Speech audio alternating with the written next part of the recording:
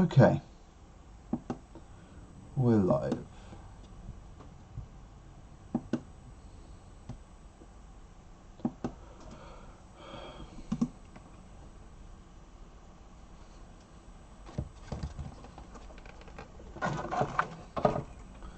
Way, all right.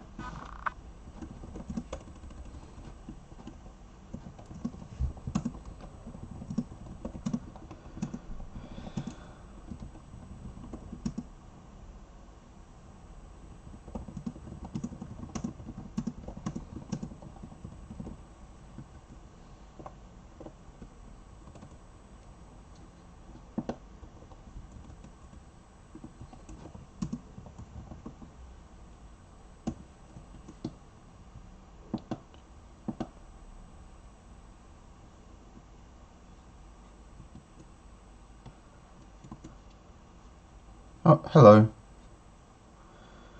Just getting everything set up. I really need to get the software set up better, but hey ho, this is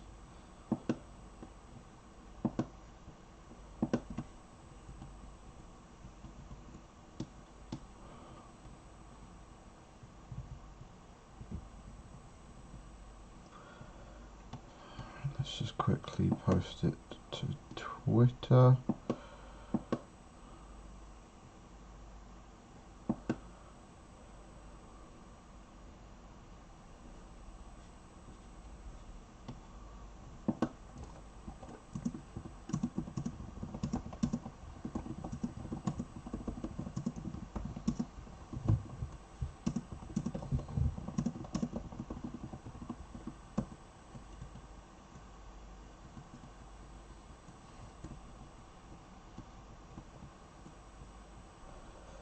WPG. Where's Twitter gone?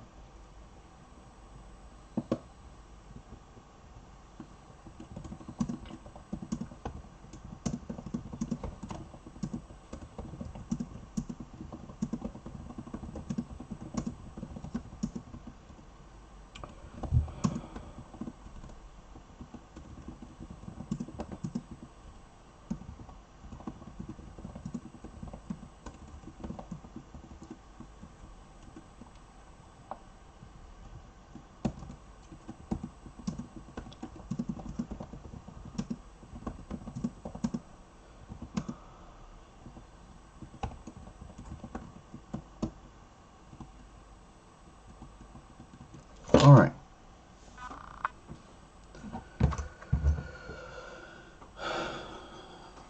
So, how many is anyone?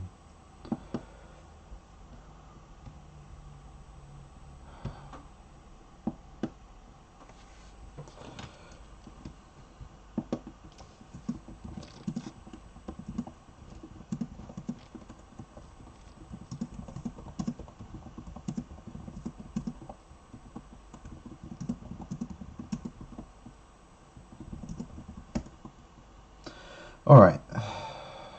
Finally ready.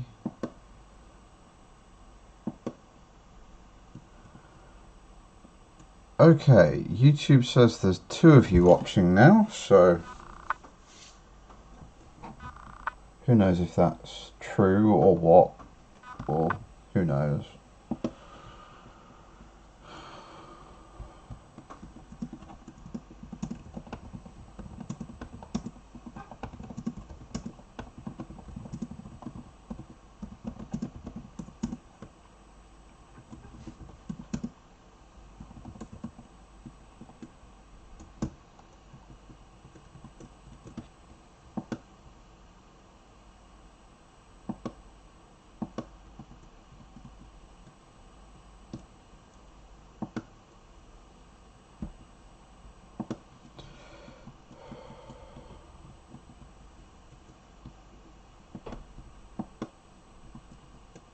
Wow, 3 people. Alright. If you're here, say hi in the chat. So, if you watched any of the streams that I posted last night, this will be somewhat familiar. What will be slightly less familiar is this work, which I got done yesterday evening as kind of like a experiment. Just to make sure that I was on the right track, and also because doing like the initial "is this going to work" doesn't make for super engaging viewing, so I thought let's do the stuff that takes a while to dry off camera. So last time built the foam core structure, which will get us at least some of the way towards seeing like what the final result is going to be, and then in the meantime you can hopefully tell the difference between the surface here and just the bare foam core here. This bit is going to get a cladding with some coffee stirrers to give it a look like this one that I made earlier, but unlike this one, I've applied a product called Vallejo Stucco. I have it off camera. Vallejo White Stucco, which is like a little plaster paste, just to give it make it look more like a wall. But you'll notice that I haven't done the lower floor and I haven't done the tower. That's because the tower is entirely going to be covered in wood. It's a wooden tower, and the lower floor is going to be covered in these bricks.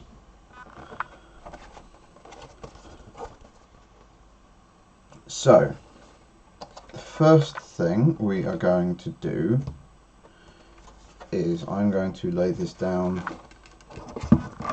like this, where you can see it and I can work on it, and we are going to start work on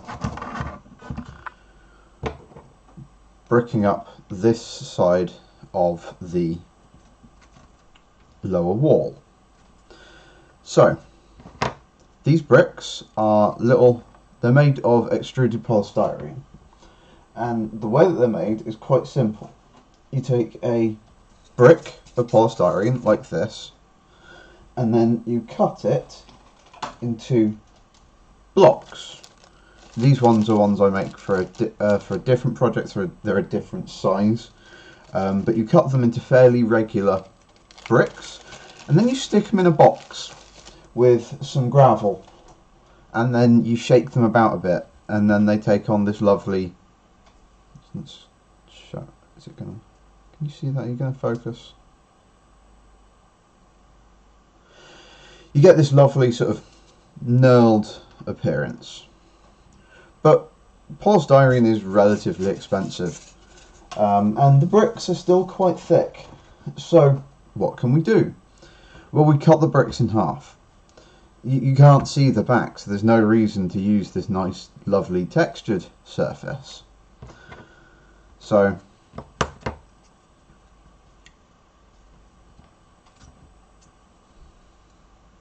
we cut them in half, and this gives us more brick for our money, or more visible brick for our money.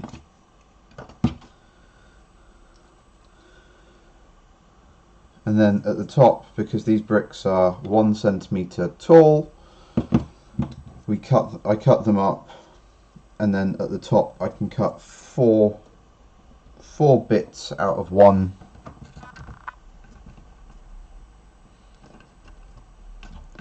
brick.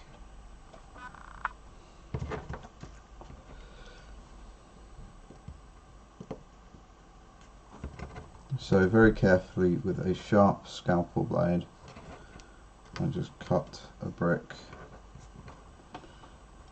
in half, just roughly eyeballing it. The beauty here is we want a sort of irregular surface, so just eyeballing it is great because it automatically gives us that sort of lovely varied texture that otherwise we'd have to actually sit down and make bricks of slightly different sizes, and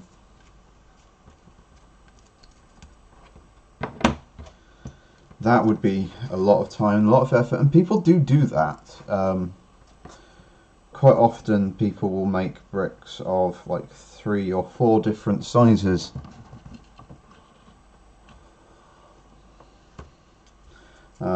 But I think, why bother when you can just make one brick size and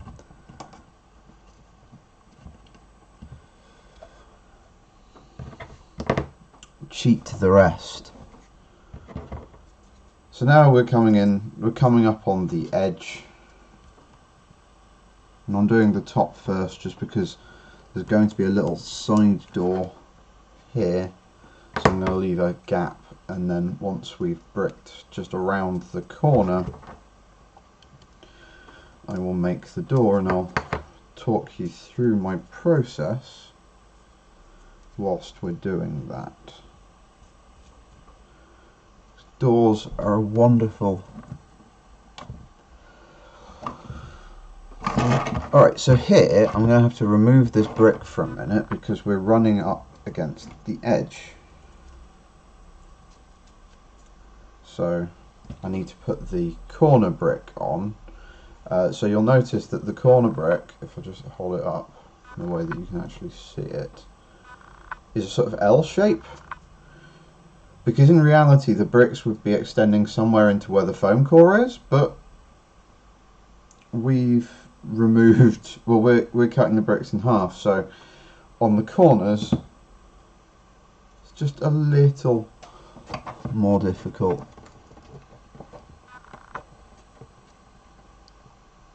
But it does mean that just there's going to be one slightly short brick.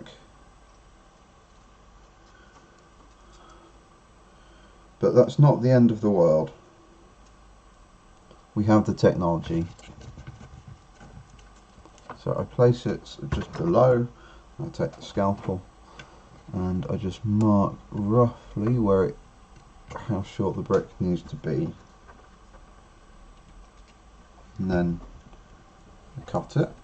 And then just kind of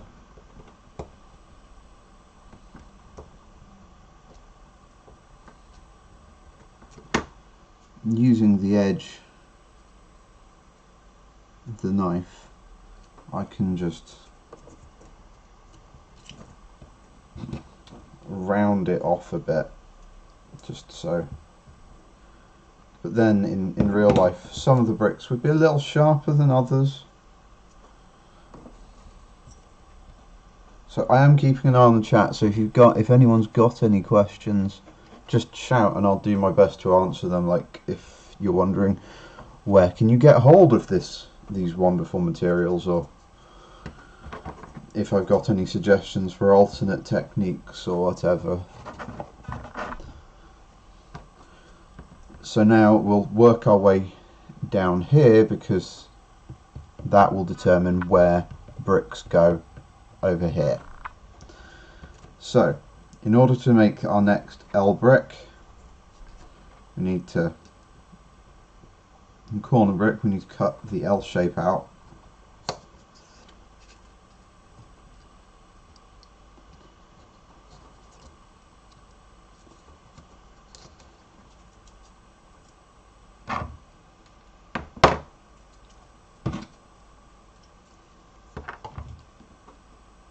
And that just gets a tiny smattering of glue, and then that gets placed here, and then the next L brick.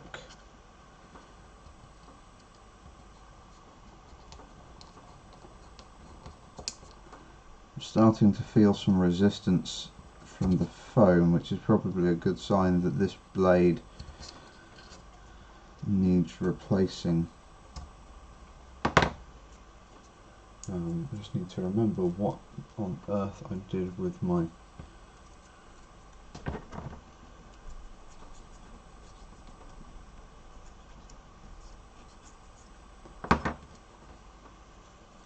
got a little sharps box that the company that makes the scalpel blades sell, and I've got a terrible feeling I might have misplaced it.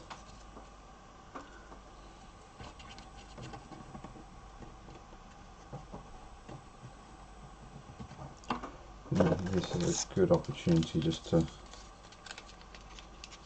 swap out some scalpel blades.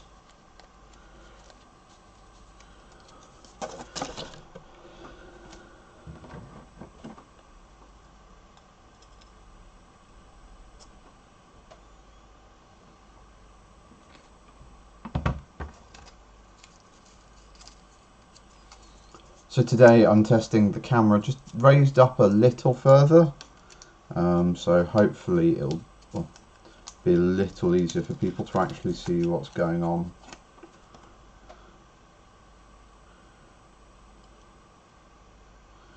I do already have planned some more sci-fi oriented stream material. The next project after this will be making a space station.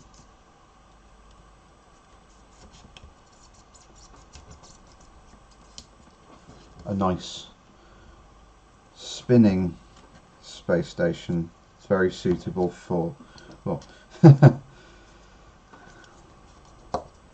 all sorts of games.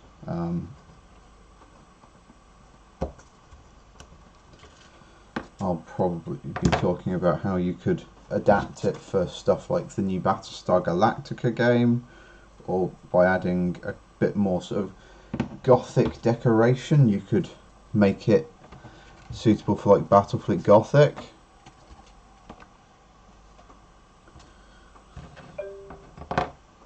Why am I beeping?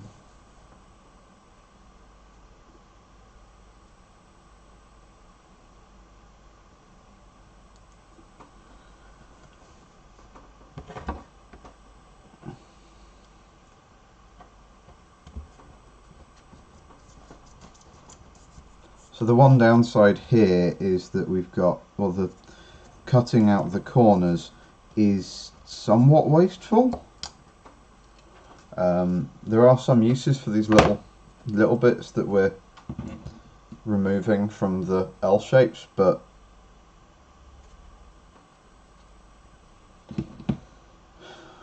not the most use.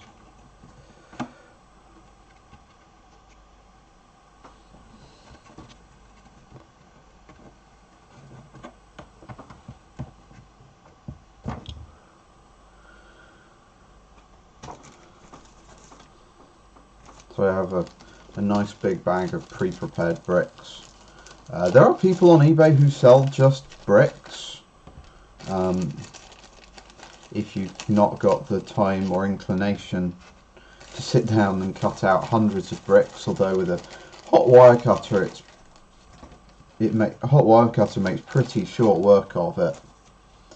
And there's plenty of tutorials on YouTube about how to make your own hot wire cutter.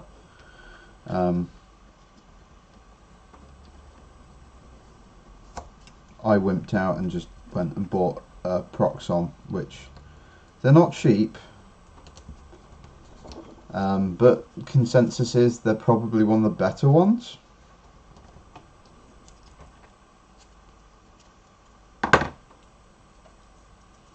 So here you can see out of one brick, which I've got two, and then I can apply I can use this little squirt of glue.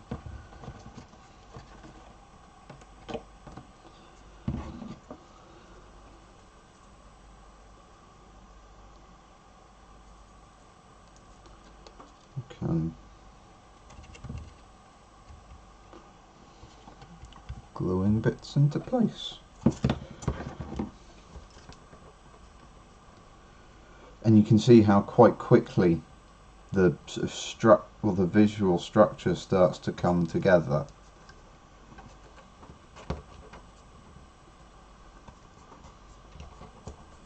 When it comes to painting this, we'll paint it, I'm thinking like a quite dark sort of slate grey, but then I'll have quite a few plants and things sort of growing up the side of it. One of the big questions is always, do you do mortar, and if you do, how do you do it? Do you put, I know some people put like a plaster wash over the model after they've done all the brickwork, whereas other people just put like a whitewash at the painting stage.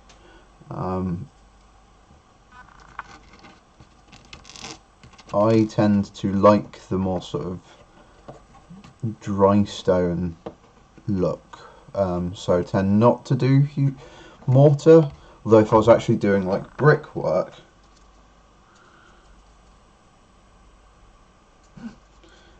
these two have stuck together. I will put them aside, they will come in handy when I do the chimney later.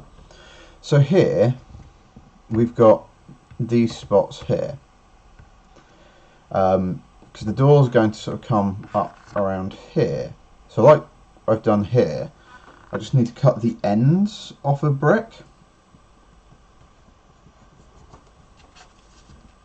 and that does leave me with this centre that's not massively useful, and you can see I've got a couple just left over here, but it's still more effective than using individual bricks for all of it like I have in the past. Now I can just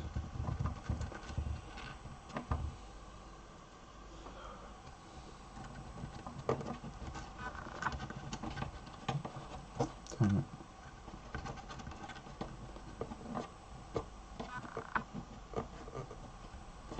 And there we've got our nice brick wall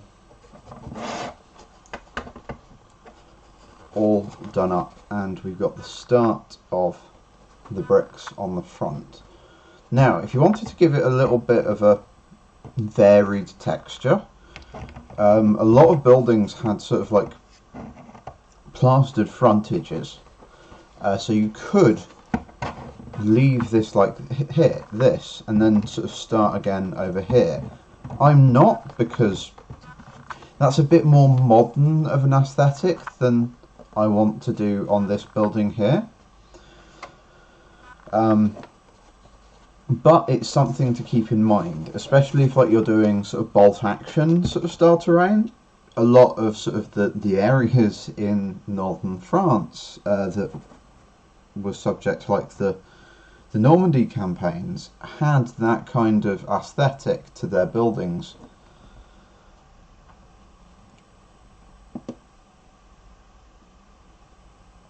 Someone has sent that.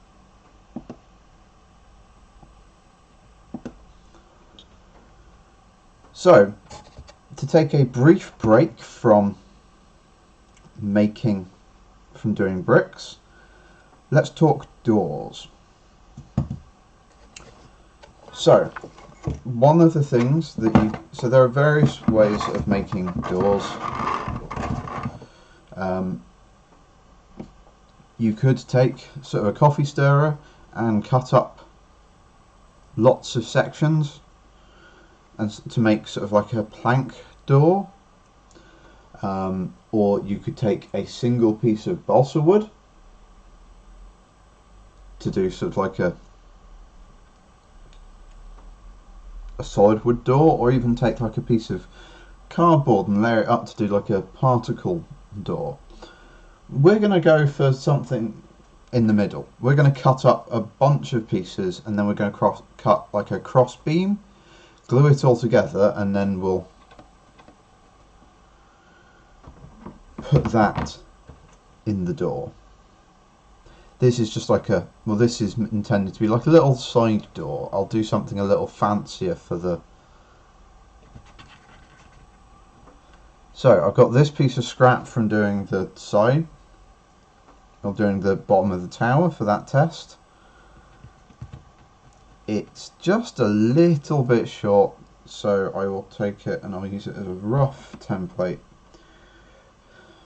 You could be a lot more sort of clinical with a lot of this and actually sort of take measurements, but especially for this kind of sort of rustic approach, I like being a bit imprecise.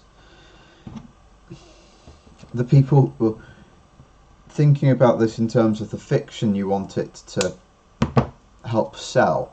The people building these buildings wouldn't have had access to like modern high precision engineering, so they wouldn't be, everything wouldn't be standardized and perfectly square.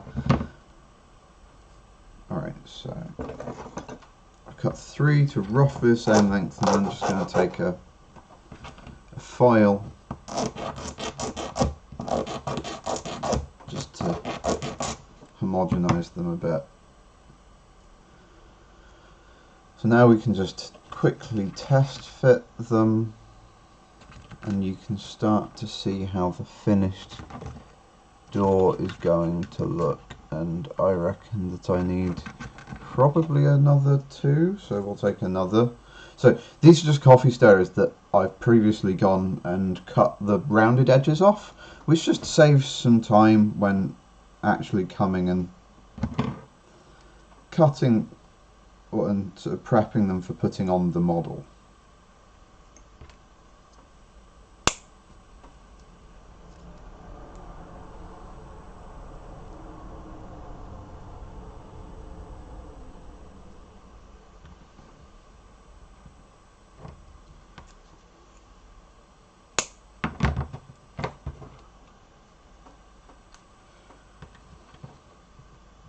And then once again, once I've just got all 3 of them, I can then just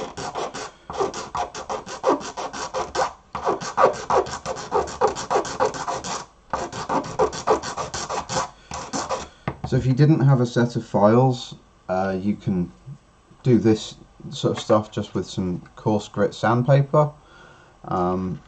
Many modelling shops will sell little flexible emery boards that are often quite useful.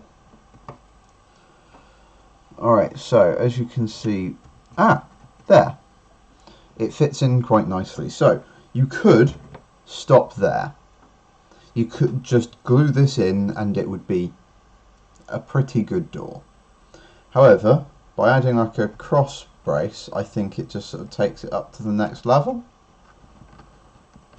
So I'm just going to cut some angles into the corners of this. And I need to make those a bit sharper.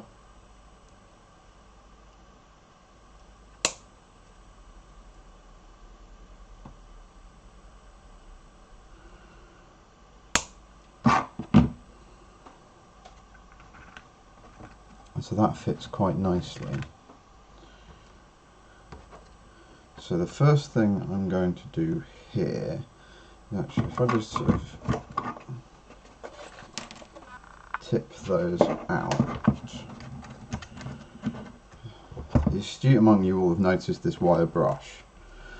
One of the things about making scale wood is that wood grain textures are either too large or too closed to sort of make believable scale wood, and so it's just quite useful to take a stiff wire brush like this and to just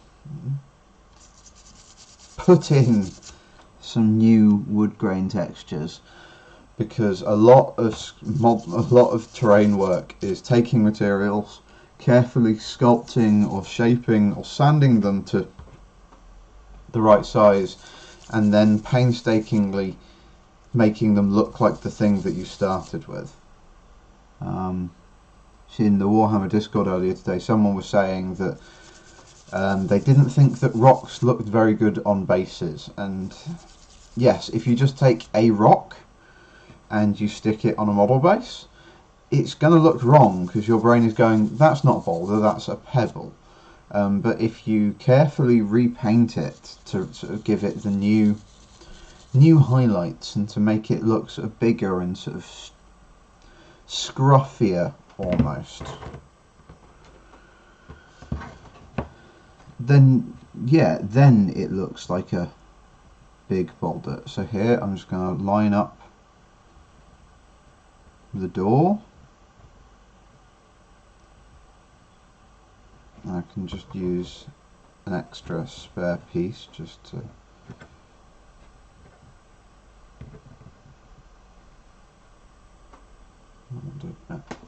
and then I've just got some super glue. I'm using super glue here just because I don't, hot glue's great, but it's got body to it.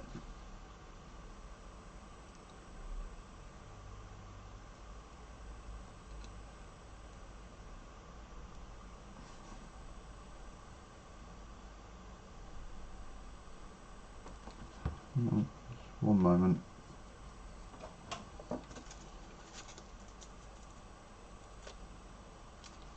I don't treat my super glues very well. They never last a huge amount of time, so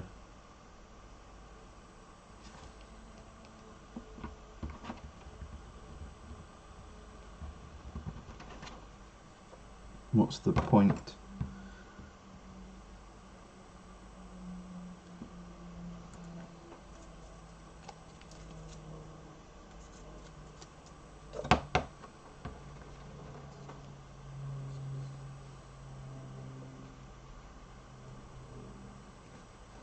So I've applied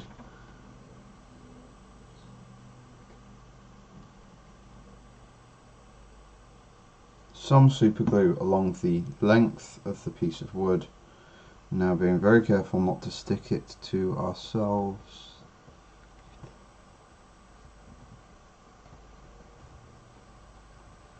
We can stick it down to our workpiece.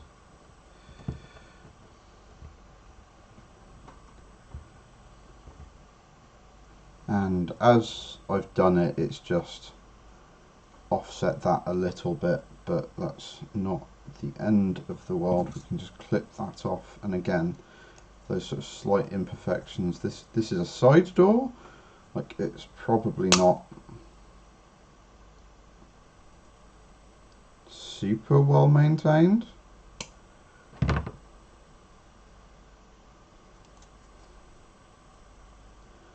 And so it'll just fit in there.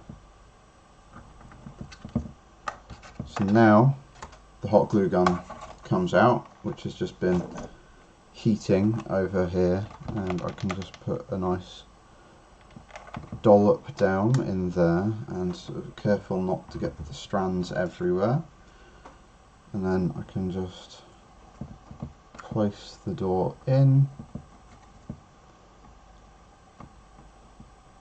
And hey presto, we've got ourselves a door.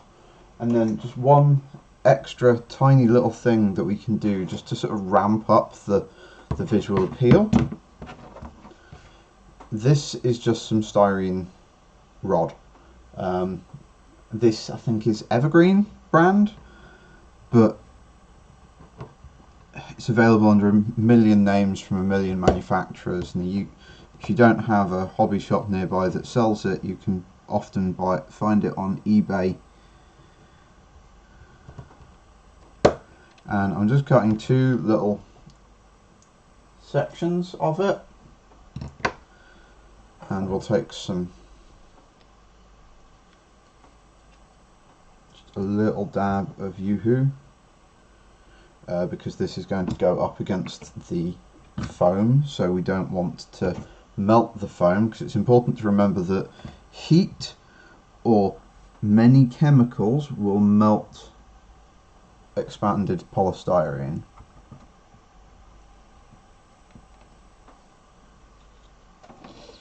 And we're just going to place these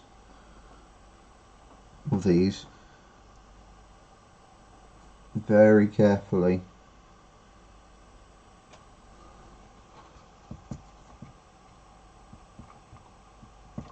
up against the corner. because it's a door. It's going to have a hinge. And it's little details like that that help sell the model.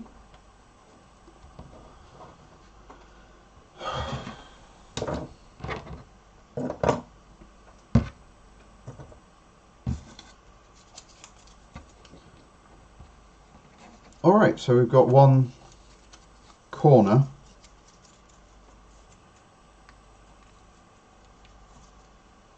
and one side complete, and I think just to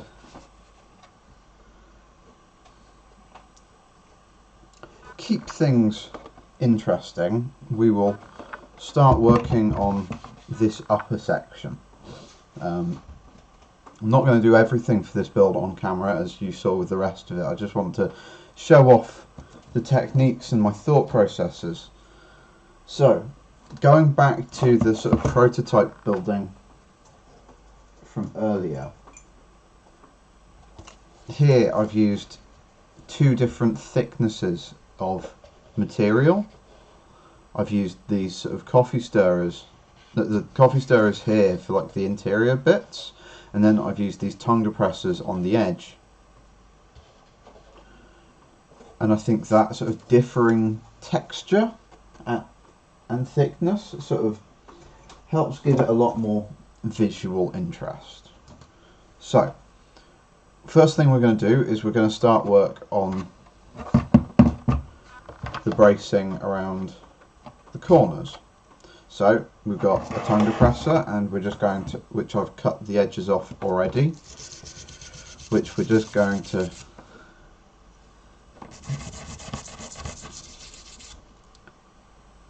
give a scrub with the wire brush on both sides. This is like we said, to give it some texture, but also so the glue has got something more to key onto. So the next thing we've got to do is we've got to just kind of eyeball how long we need this to be, keeping in mind that we're going to have to angle this top corner. So about that long, I guess. This is not an exact science, so I'm just going to very quickly mark it there, and then taking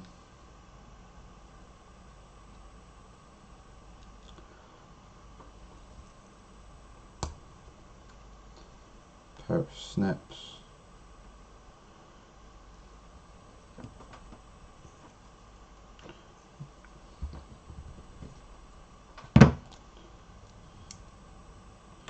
And we can then take the file to just neaten up.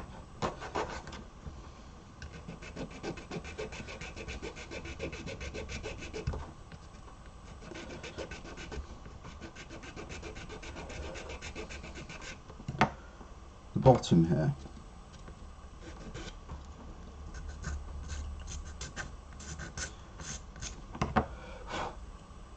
So there we've got a beam, and so that'll sit roughly here, and the next thing we want to do is just start to clip off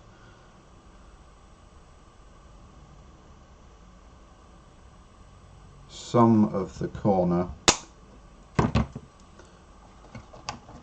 We really just want to creep up on both the correct angle and length.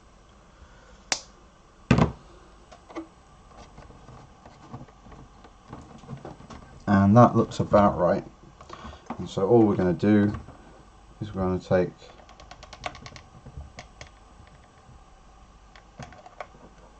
a smearing of hot glue, and we're just going to press it into place. So now, turning this kind of on its side, we need to do this side. And to do that, we need to clean up the edges of this piece.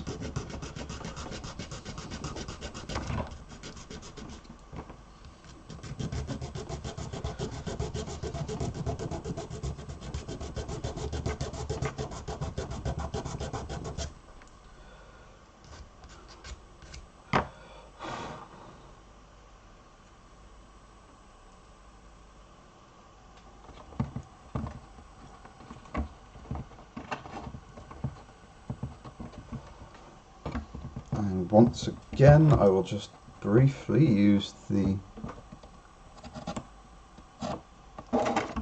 tip of the scalpel to mark out where we want to cut, and I'll cut it just in front of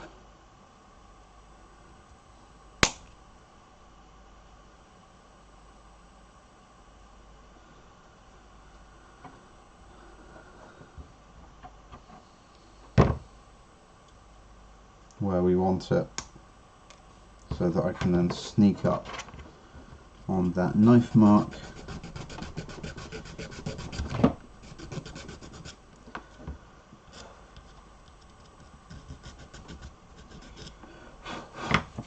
with a file.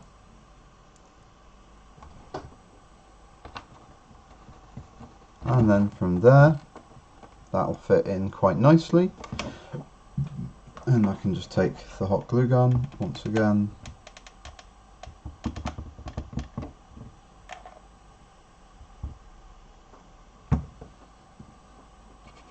and careful to avoid strands.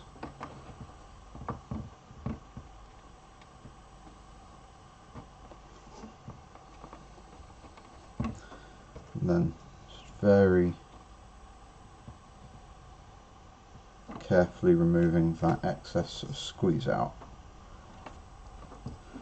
And so you can start to see that through this relatively simple technique, we've started to get, we've got the start of a nice half timbered frame. So now what we're going to do is we need to repeat this on this side, and then we can begin blocking in the framing on the front and on the side here. So all that entails is to take another one of these.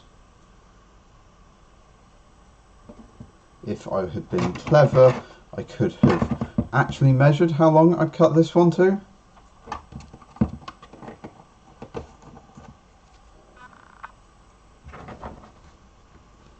But I didn't, and therefore I'm not.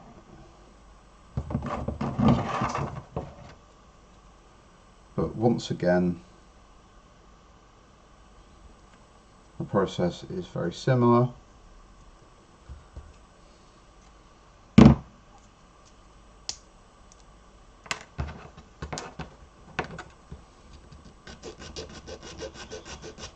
Though I forgot to give it the prerequisite.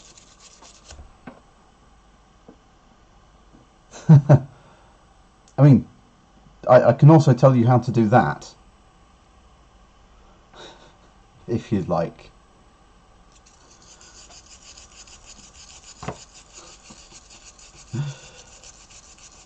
If you just open up a new document,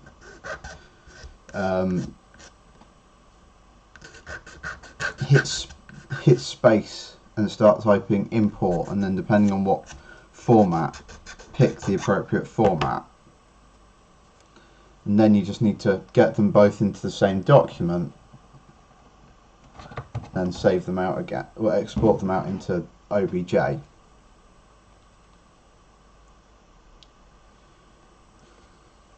Everything should just work.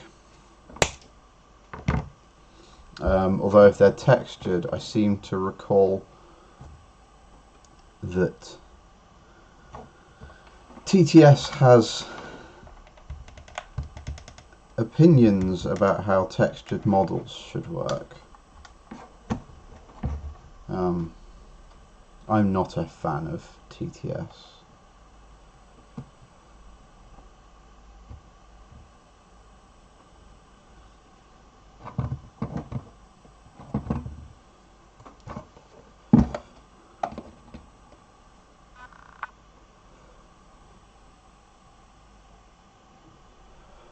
That one's possibly going to be trickier.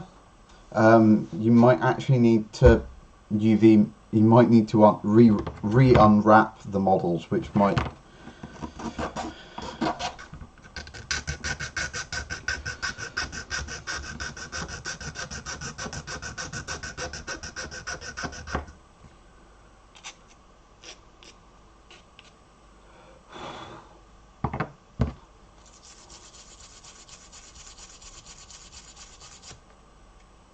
Is there any reason that you can't just have the one object in TTS and just combine them there?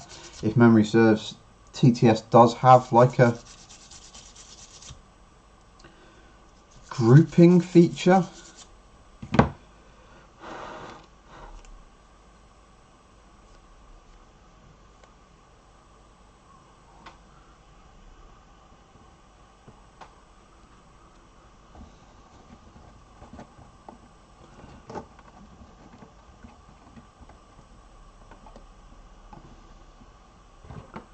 Do you know who made the models?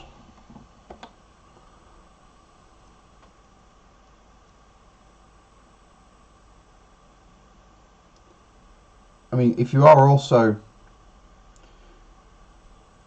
intent on actually having them in one OBJ file, one thing to consider might be Googling texture atlases, which is kind of what you would be doing anyway.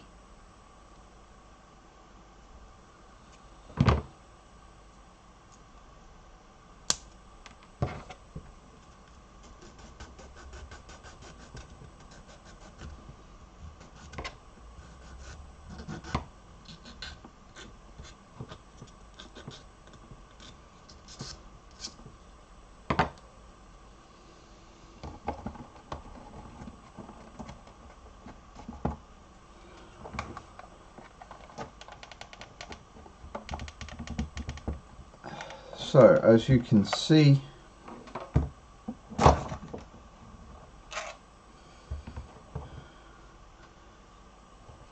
we've now got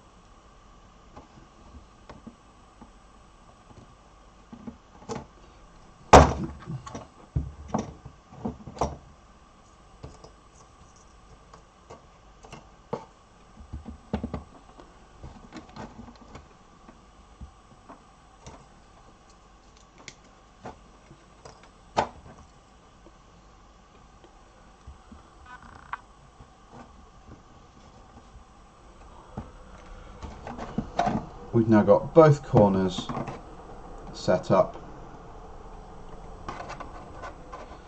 and we can start to take our coffee stirrers. So I'm running out quite a bit faster than I was expecting.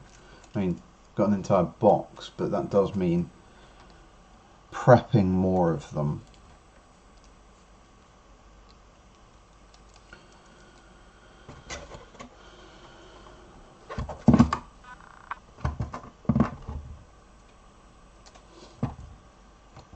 So we can start to sort of lay out how we want our coffee stirrers to look.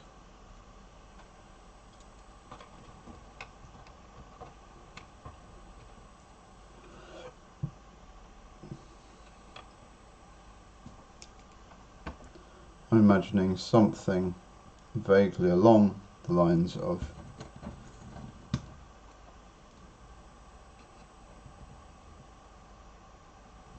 that, and then I can stick windows here and here.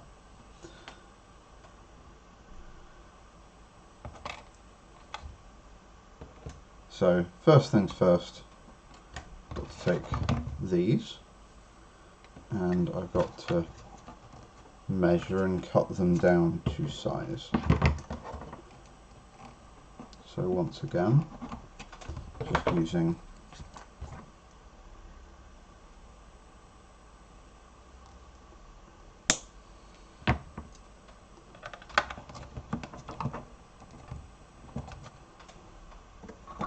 then very carefully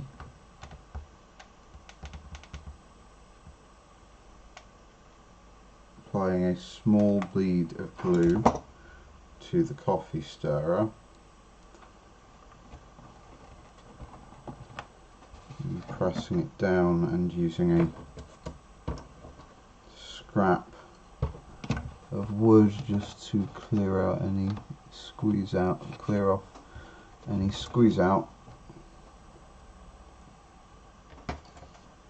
And then a second time here, whilst in theory I could just sort of borrow the measurement from that one, it's always good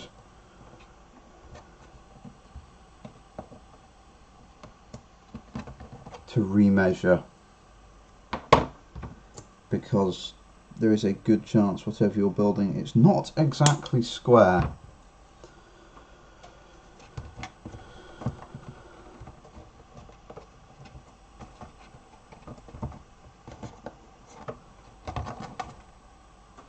Right, so that's measured.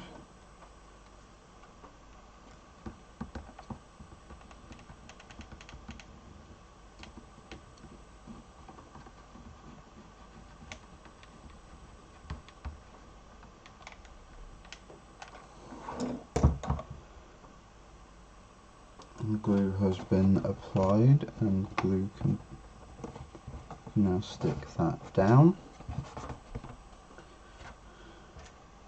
Now one of these no, that's too short. That is actually almost perfect. So I'm just going to clean it up a bit because it's one of the ones I've been using to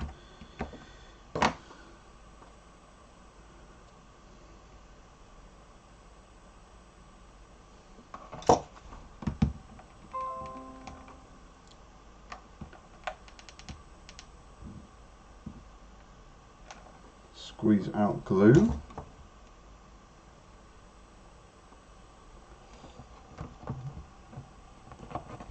I can just roughly eyeball it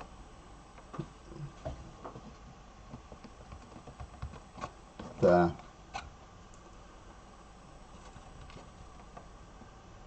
And then we can take a second piece, and again just going to want to clip it down a bit.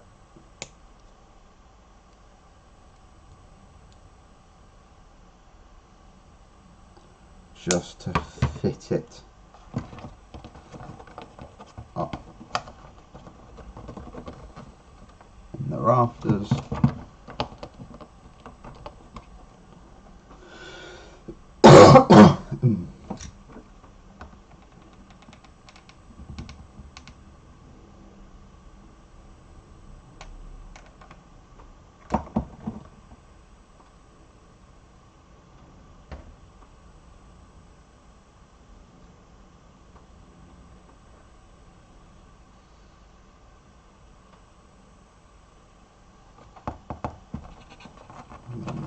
Just place it in position, and hey presto, we've got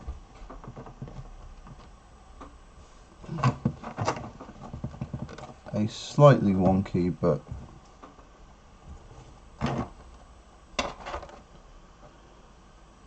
got the start of the timber cladding. So now I'm going to want to apply the corner bracing. So the first thing I'm going to want to do is just clip it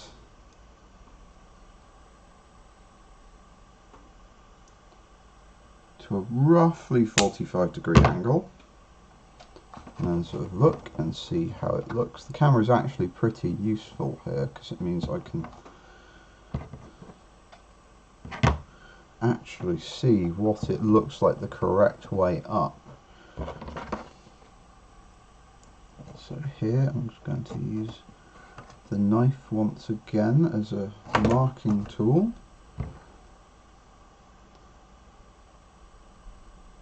The knife makes for a pretty good marking tool because one of my concerns generally is when sort of drawing on stuff like wood is that the ink will have a change in the surface texture.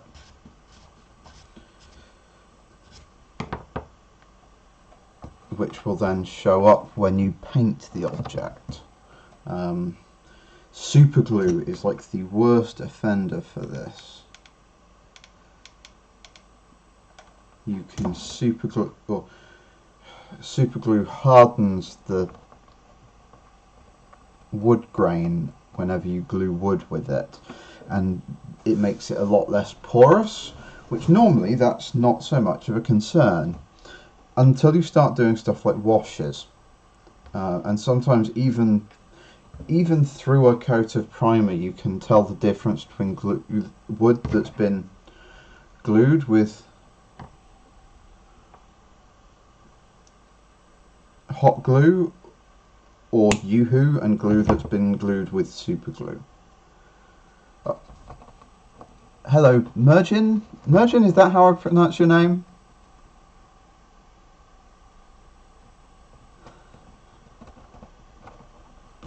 No idea how bad the lag is today, so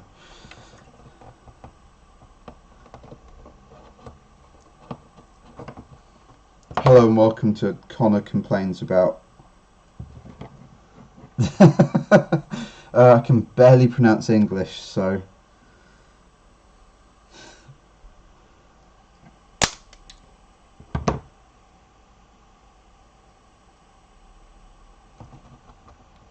Merjane? Is that closer?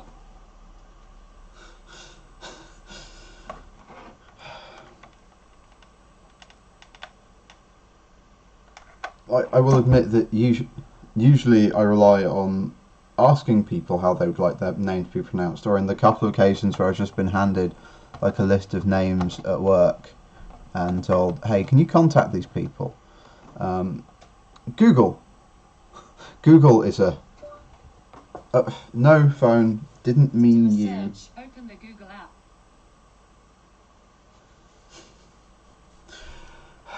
On the one hand, I kind of love living in the future. On the other hand, the fact that occasionally my phone decides to interject itself into conversations because it thinks it's heard someone say the magic words.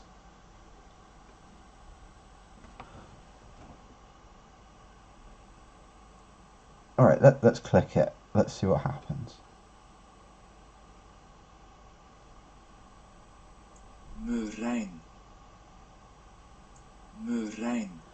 Merjane is what it wants me to say. Well, I've learnt something today. Thank you for that. And how can... There. I can now see which shit.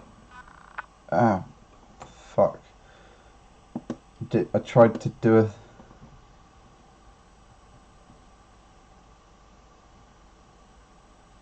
Alright, is everything still going? The computer did I touched the computer and bad things happened. I swear I work with computers for a living, it's not...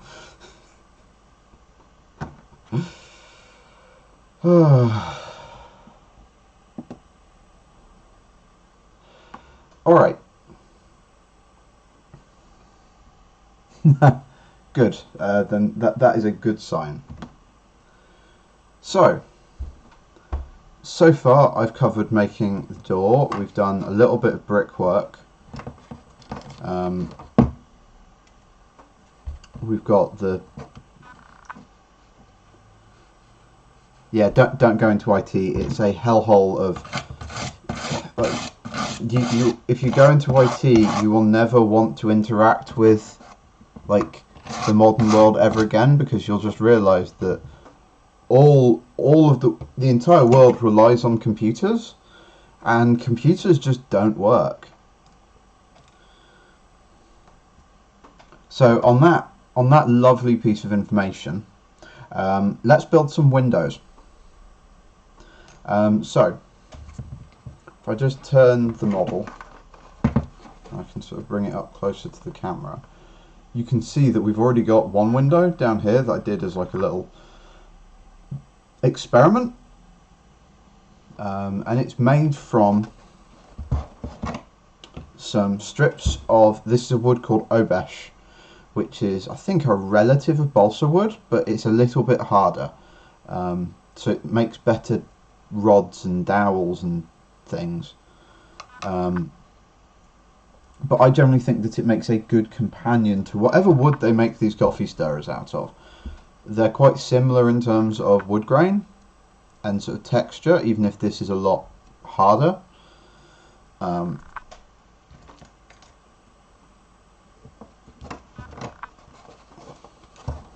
But so I'm thinking that 2 little windows, one here and one here, will go quite well. And the other secret weapon that we have to make these look like actual windows and not, I don't know, just random protrusions is this.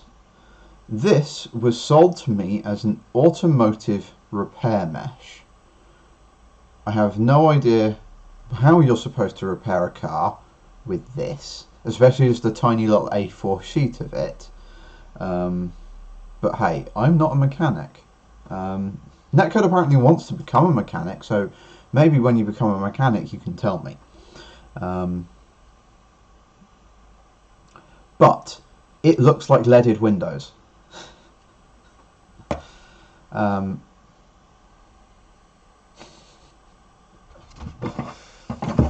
So the first thing we're going to do is we're going to cut out some rectangles of this stuff. And hopefully this is going to be a little bit easier with a nice fresh, sharp blade. So I'm going to cut out a strip. I can then just sort of put that back off camera.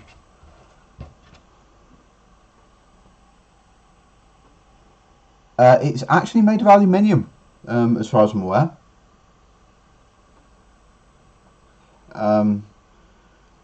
It shows up every now and then in like Poundland. You can usually find it in Halfords, but craft shops should have huge rolls of the stuff, because it's used for all manner of things by like actual professional artists.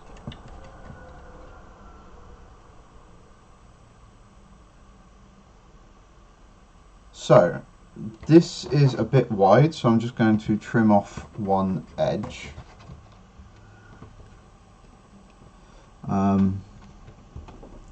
One tip when working with this is use the actual sort of grid structure of the mesh itself to help you cut proper like straight lines with it and to do sort of rough measurements.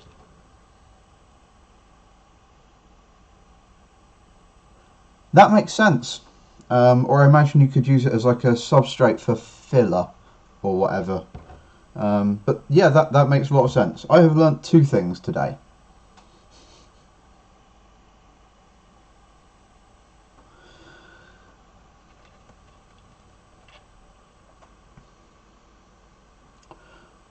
Alright, so now we've got this piece, we now need to decide how tall our windows are going to be. And for this, I'm going to use the medium of tiny foam bricks. Mostly because I know that these are about 10 centimeters tall. So if I place 2 tiny foam bricks down, I can kind of eyeball how big I want the window, how tall I want the windows to be. And then I know I've made it about 20 mil wide. So actually let's just take off like another thin slither.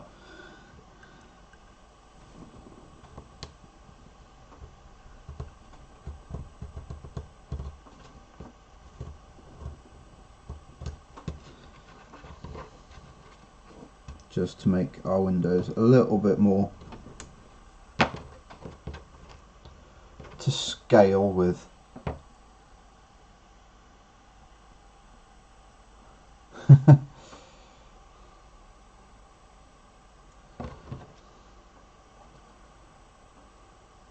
So I think a little over 20 mil wide is going to be nice, maybe about like 25 mil.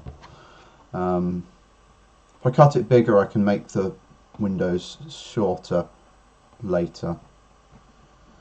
So one advantage of having like a proper cutting mat like this is you can kind of use it to measure things.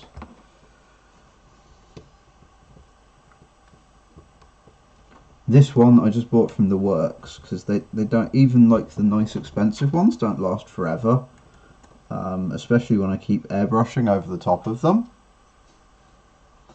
And casting things on them.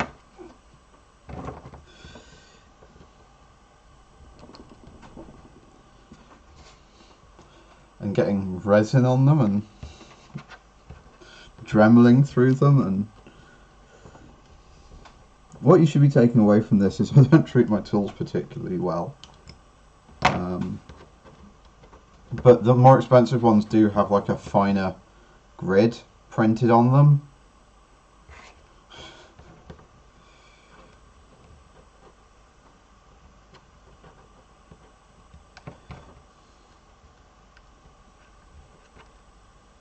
Oh, that's interesting. More reflective from one side.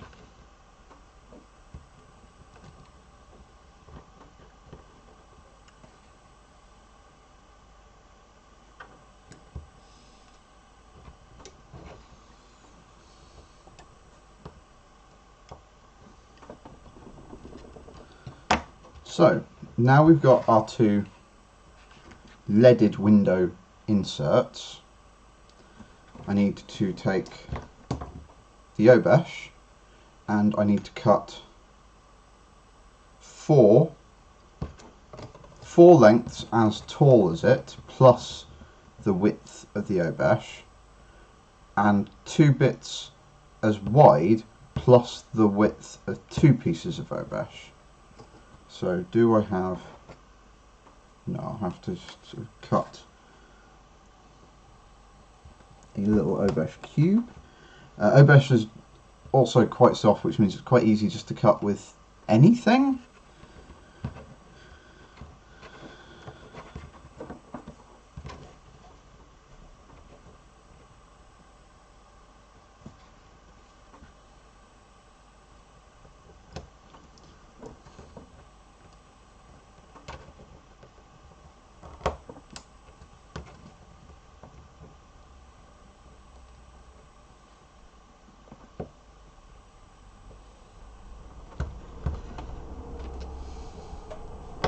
So there is a little tool called a chop it that you can buy, that if you're going to be cutting a lot of little pieces of wood or plastic or anything, it gives you nice, clean, straight, repeatable cuts.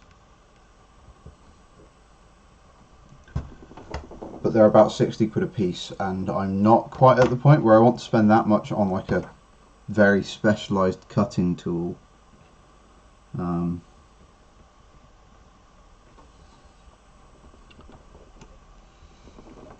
But every time I go to 4D Model Shop, which is one of the big, well, which is a big art supply shop, I guess, in central London, I look longingly at the one they've got on display.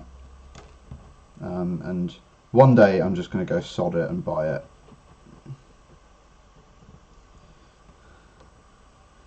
So the reason that I'm cutting this sort of plus some length is that we're going to mitre the edges, which just looks a lot nicer and a lot more realistic than if you just sort of butt the edges up against each other.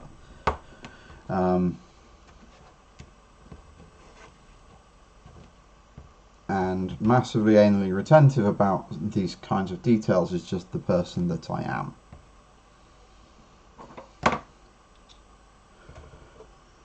So now we just need to cut 2 lengths of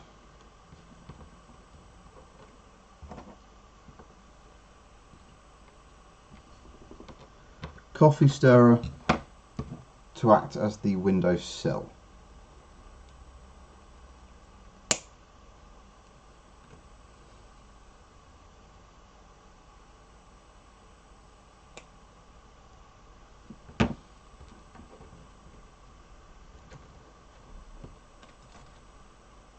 And I don't have any more scraps, so I'll have to cut the next piece from an actual piece of coffee stirrer.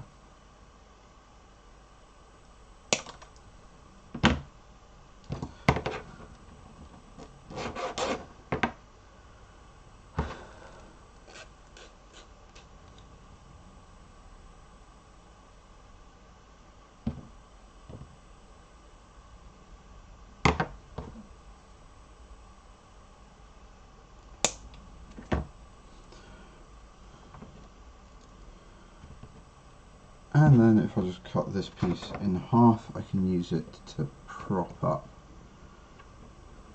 the windowsills.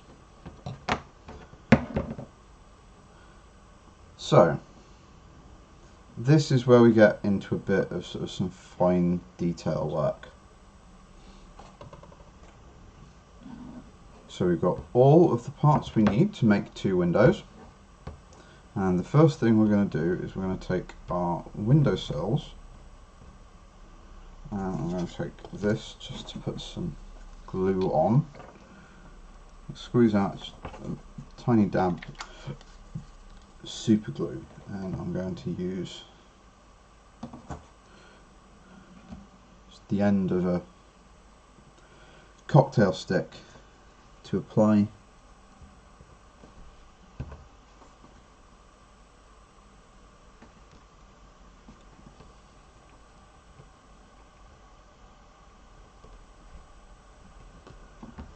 super glue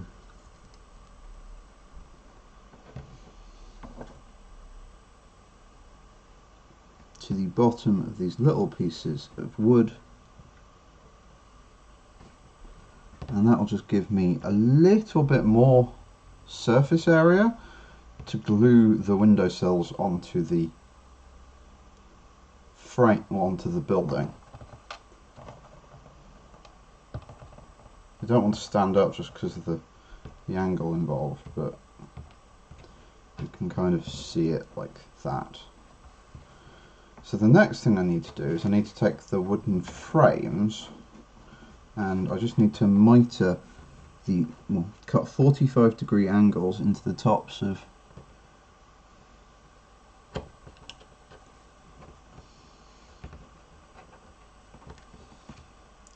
the 2 long pieces, and I need to cut 45-degree angles into both ends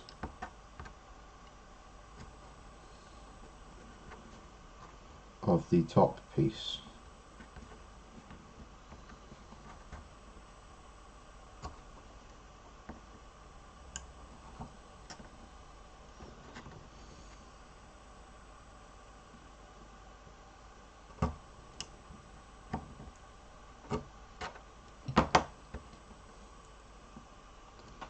And then I can just squeeze out a little bit more super glue.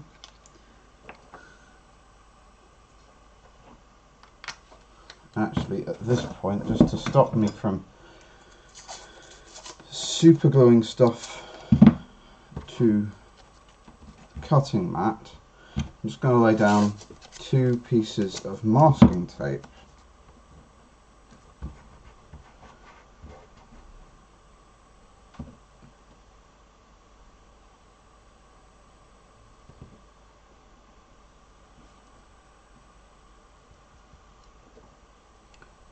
So the first things first,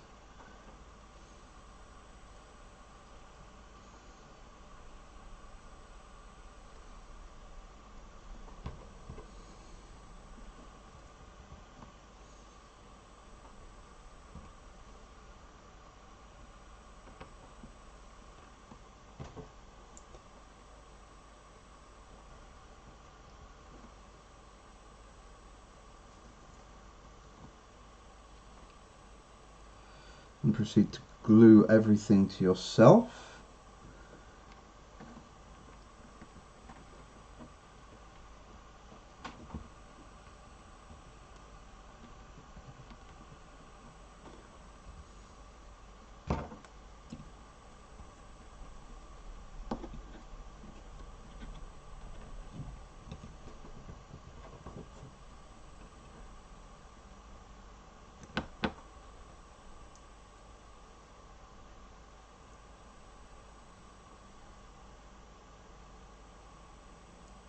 and there, it's not perfectly straight, but actually that is bothering me now, so fortunately it will be quite simple to rectify. You can just start shaving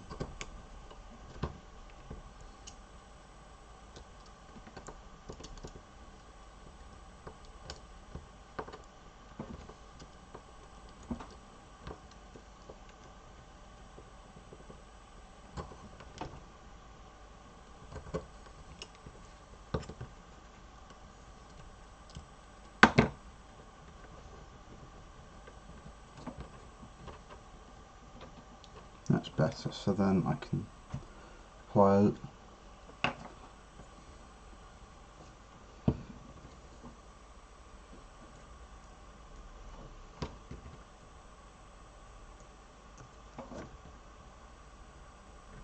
glue to the inside of there,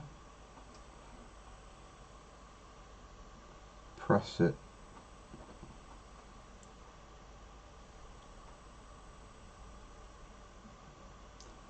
there. There we have a window frame. So the next thing we're going to do is we've got our window frame and we've got our leading, and so we could just sort of stop here and just stick the leading in the window frame, and we'd have like a nice little single pane window. But when have I ever stopped there?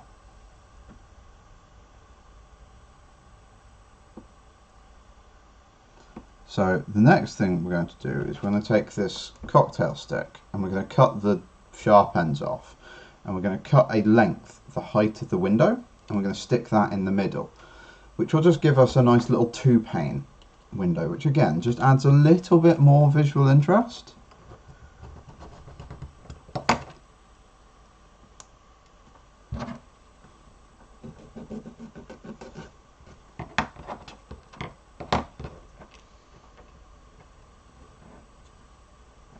For relatively little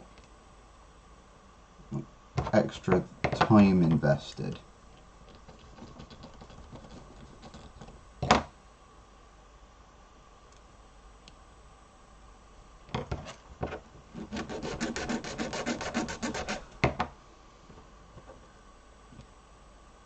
And it will also give us something to glue the leading to.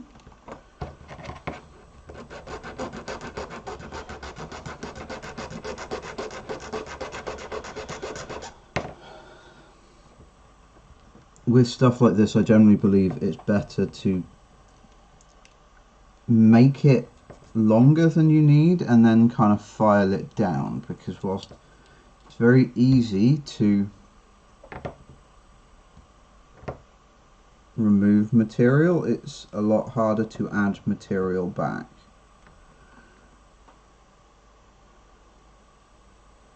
Alright, so already that looks a lot better. So now we just need to grab some of our super glue and apply it to the back here, and then we can apply our mesh.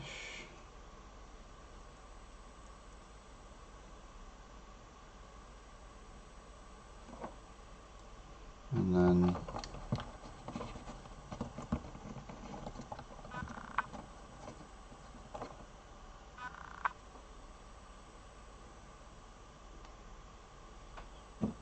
you can just liberally apply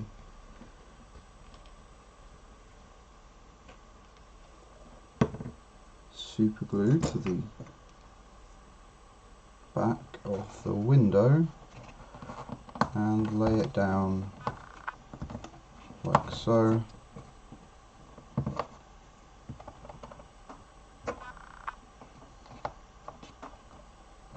Giving us first window on this side. And then from there it's just a case of repeating that process again on the other side, which will hopefully take less time.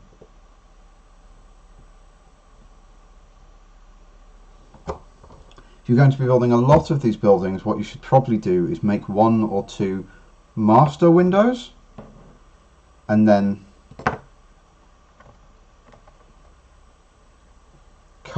cast them up,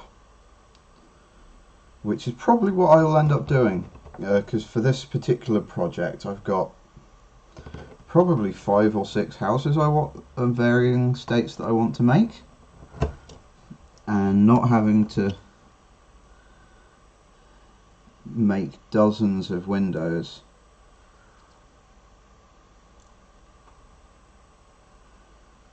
would be a bonus.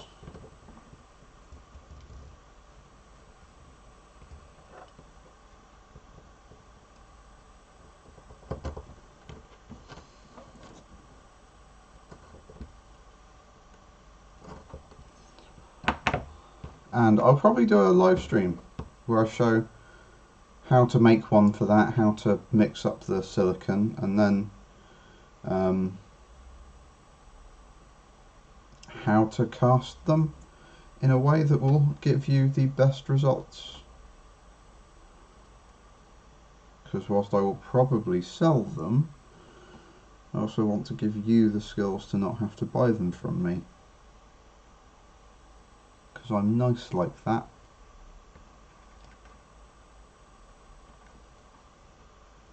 And it's got nothing to do with the fact that I kind of hope that if I show you stuff like that, then you'll trust me and listen to me and then maybe buy my other stuff.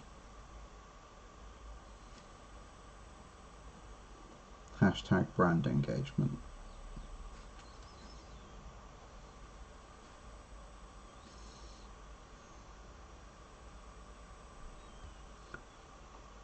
Incidentally, it really bothers me that people have started calling the symbol the hashtag.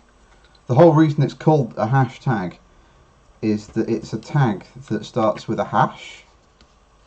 The symbol is literally just called the hash.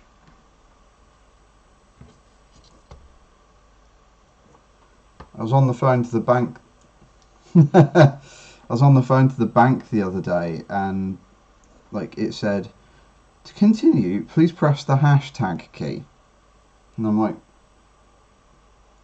on the one hand, I'd really like you to sort out your shit, and I'd really like to be able to spend money again. So I'm going to press the key that I know that you mean. But on the other hand, I'm almost tempted just to go, screw you, there's no hashtag key on my phone, there's a hash key.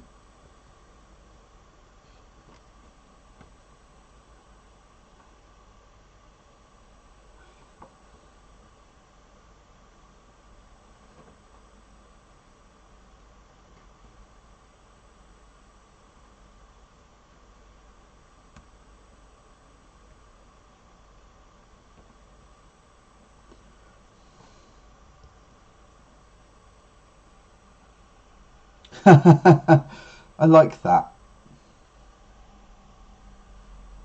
It does look like a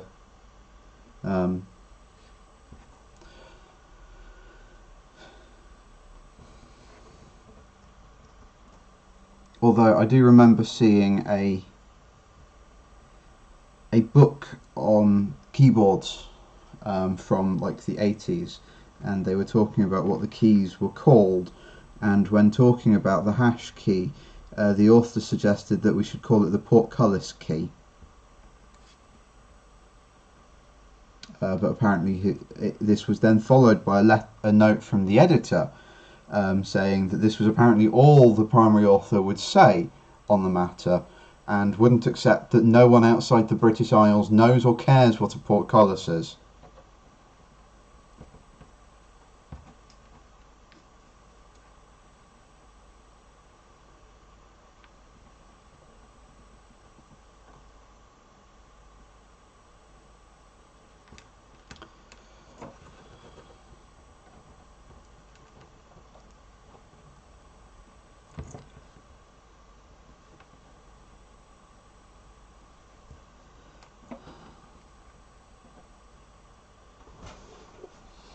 And alas, as we all know, the Americans ended up naming everything to do with computers, which is why colour is spelt wrong.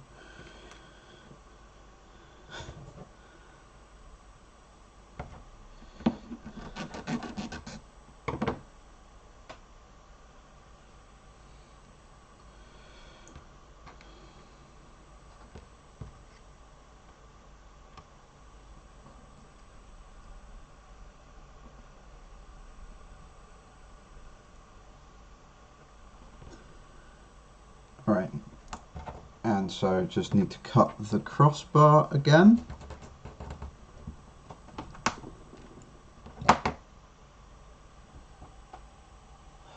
Yeah, armour is another one.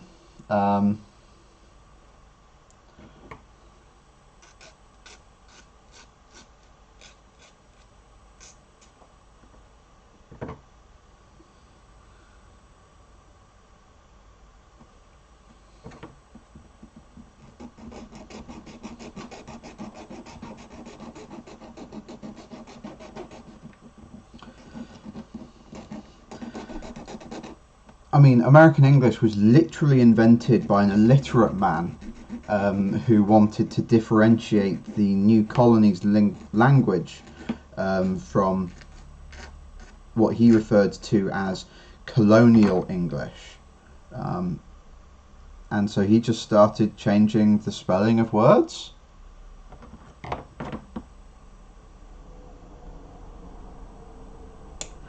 It's why Americans can't say aluminium.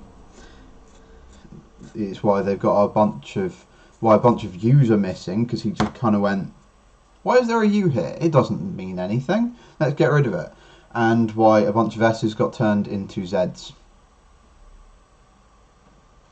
Although I've been told on a couple of occasions that the whole S's and Z's things might actually be more just to do with printing presses. It was cheaper to swap out some S's for Z's than buy more S's. And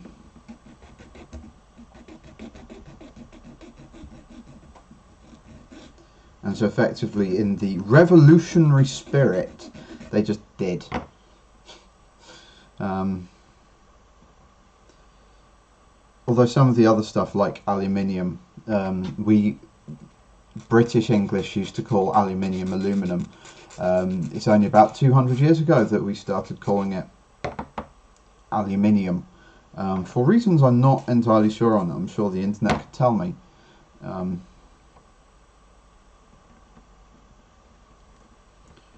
Although I'm also half convinced that if I start Googling stuff like that, the internet is going to tell me that it's a, I don't know, Illuminati conspiracy or something.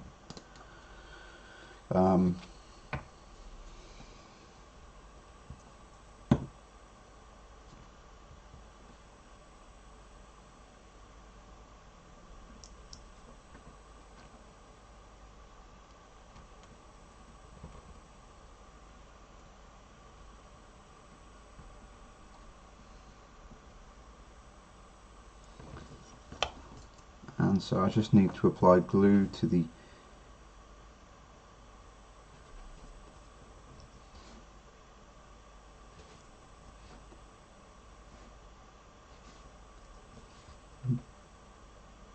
back of the window frame.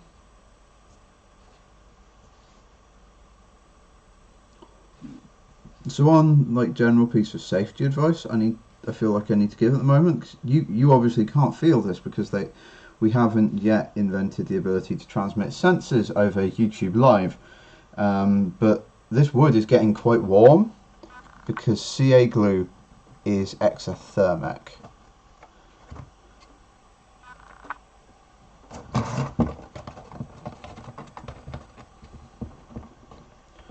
So whenever you're applying super glue to organic materials, just be careful how much you're applying and how like rough the surface you're applying it to is.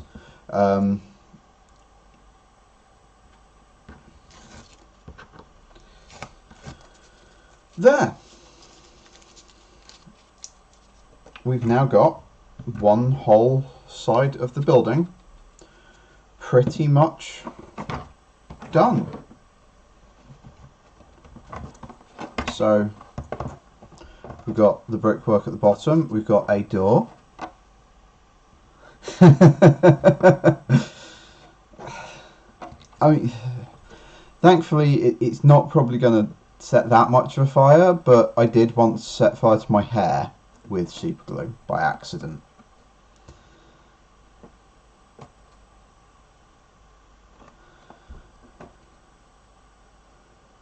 But yeah, so we've got the brickwork, we've got the door with the little crossbeam, and I'll just take a suitable pointing device. You can see that we've taken a little styrene rod and we've made little hinges, which just really helps sell it as like an actual door as opposed to just like some wood.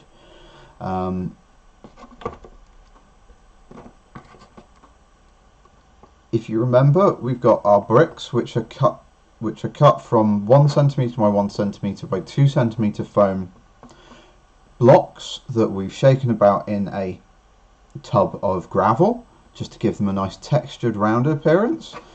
And then in order to cheat and not use so much foam, we've cut them in half. As you can, if I just kind of raise it up to the camera, you can see that we've cut the bricks in half just to economise on the amount of foam we're using, and make it less thick. Otherwise, when you do stuff like recessing doors or windows, it looks like the walls are really thick, whereas here it's just like a nice enough to tell you that the door is recessed, but not so much it looks out of place. We've then got the stucco painted wall upon which we've added coffee stirrers and tongue depressors to make a sort of wood framing. I'll actually keep that in the camera. And then we've got our windows made from Obesh rod, a cocktail stick, and some aluminium car repair mesh, which altogether turns, well, that into this. And don't super glue yourself to things, that would be bad. So for the rest of what this project is going to entail, obviously the bottom at the front at the bottom needs more brickwork done. There's going to be a nicer door somewhere on the front, along with possibly a wider window. I don't know, I'm not quite sure yet. I don't know how much, like how busy it's going to look.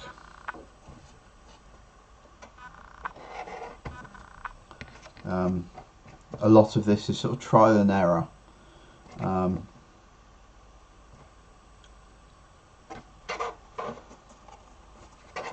More wood cladding up here. Because this is so wide, it makes sense to put like another thick column somewhere around here. And then like the really interesting part, which actually might start now just to sort of round out this stream, is to start to show you how the roof goes together. Yeah, let's do that. So I've got my last 2 coffee stirrers, or at least the last 2 coffee stirrers that I've started, not that I've got prepared, 3. So what we need to do is we need to clad the side of the building, or the side of the roof, with a coffee stirrer, just so that we can hide that ugly foam core bit.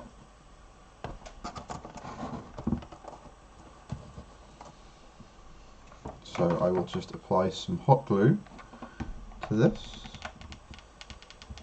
You could use the expensive Yoo-hoo glue because we are attaching it to foam, but because this is foam that's backed by paper, we actually don't care that the hot glue is potentially going to melt a bit of the foam. Mostly because the hot glue will then go and inhabit the space the foam did. Alright, so with that glued in place, we can then take our snips and cut it to length, and then turning it 45 or 90 degrees, we then want to clad this bottom section. So just again applying a bead of hot glue down the length of the coffee stirrer and just briefly holding it in position just to allow the glue to grab. For some interesting technical words, if your glue is primarily physical in operation, so like hot glue or PVA, the word for what happens when the glue starts to stick is that it grabs. But if you're using something like super glue, the word is the glue flashes. Which means you too can pretend to know what the hell you're talking about. So we're just cutting this to length, and like I said, it's easier to cut it long and then slowly remove material until you've got the right length. And here I'm going to apply the glue actually to the model itself.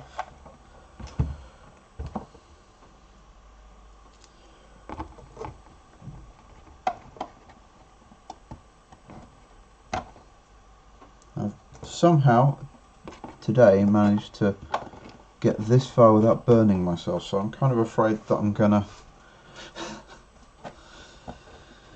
jinx it.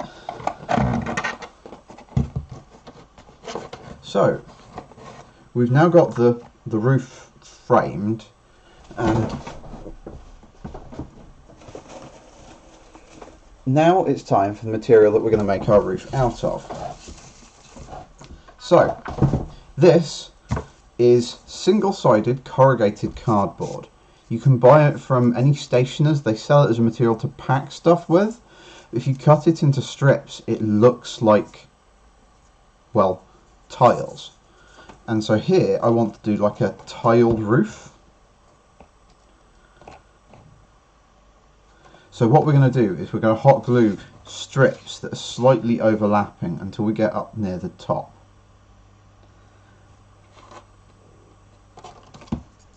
So I will now, if I can just find something to prop this up.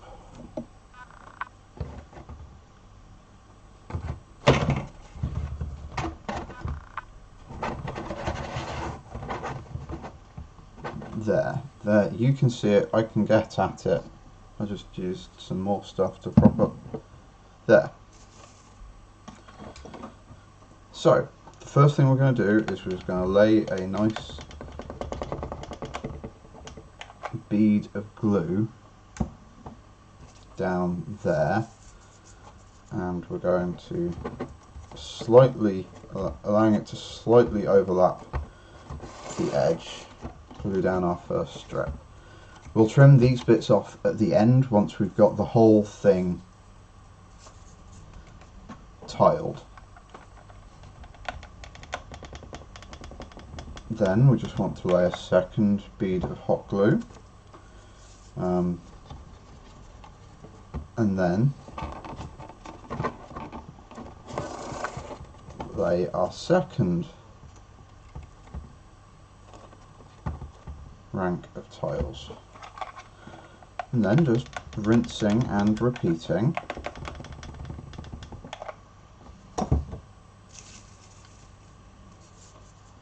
Lay successive strips of the cardboard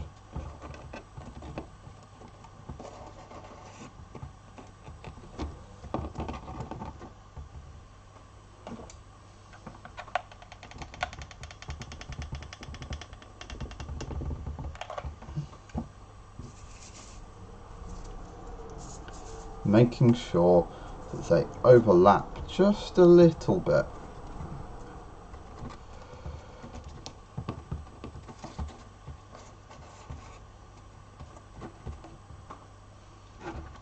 And you can start to see how this gives you a nice tiled effect.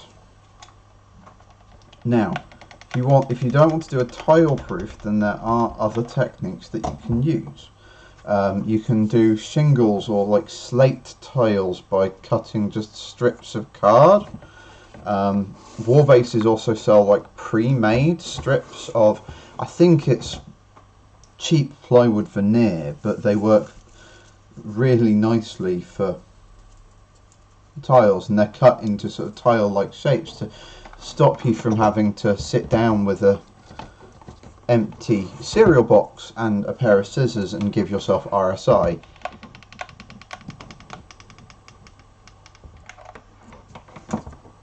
And hopefully with this you can start to see that once you've got the materials sort of pre-prepared,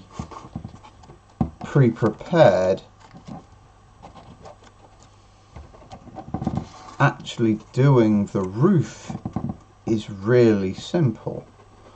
And you can get like very different characters to buildings if you pay more attention to, or if you, depending on how much attention you pay to how regularly you can get the tiles.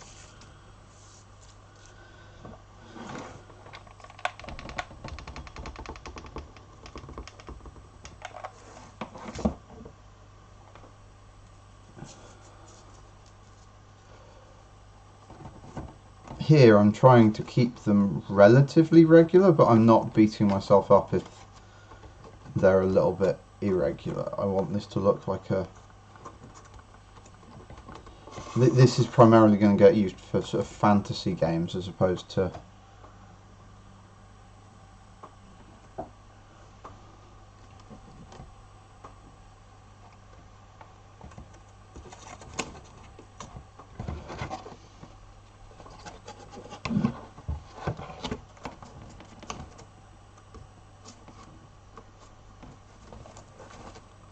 Sorry for this, I just noticed something on the camera and I wanted to fix it now when it's easy as opposed to later. I mean, yes, this would be great for doing like your own Lake Town dioramas for Lord of the Rings. You could also quite easily adapt it to do like the sort of architecture that you'd see in like most of the illustrations of Brie. Alright,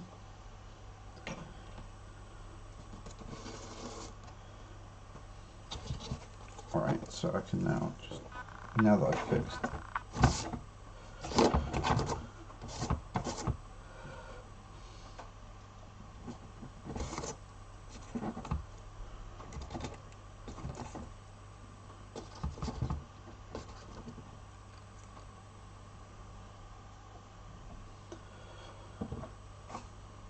But yes, we have almost finished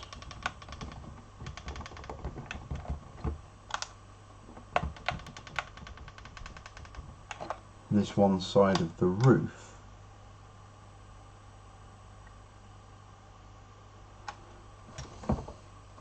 So actually distressing roofs would is actually quite easy. It's mostly to do with just putting lots of moss on it, which is just a case of applying more flock. Flock and white. The white is there to represent guano.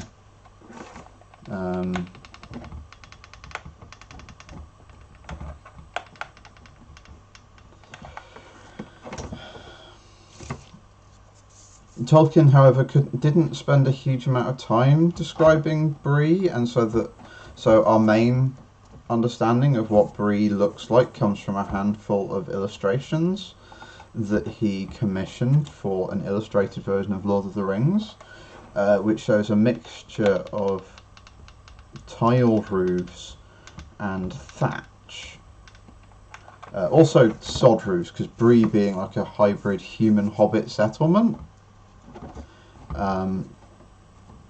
had a number of buildings designed for both humans and hobbits, which meant that they had buried sections. So actually, I think, as we discussed on Discord, I'm quite looking forward to these new Hobbit whole front kits that Forge World are going to be selling.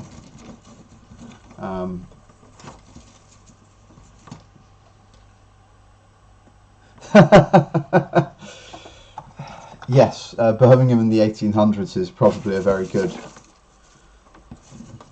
description. Alright, well, as you can see, we've gotten, in relatively little time, we've gotten quite far.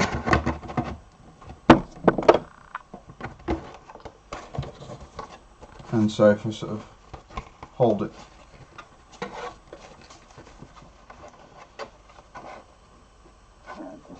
now the only thing left to do is just come along with a sharp knife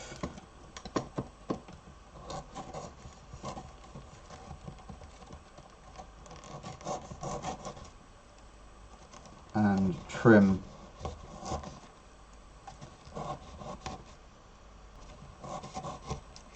the edges. And apologies that I'm not doing this in a way that's easier for the camera to see, because it involves taking a sharp knife and doing some quite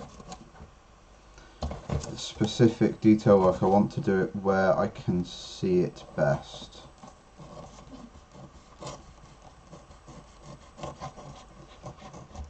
Because this is not that kind of stream.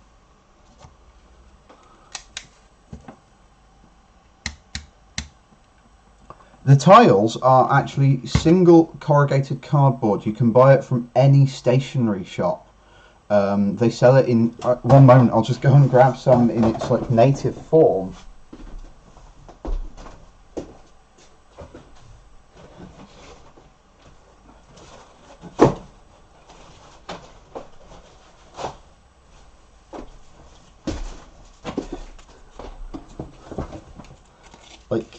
It comes in like a strip like this, and you just sort of cut lengths out of it.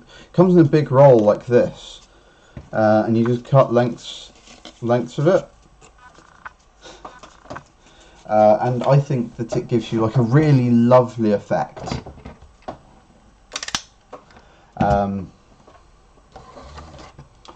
So now I just need to trim the other side.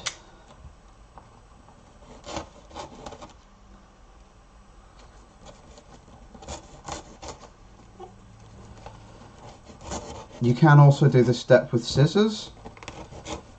I just prefer that you can get a lot closer to the edge with a knife, but it does have to be a very sharp knife.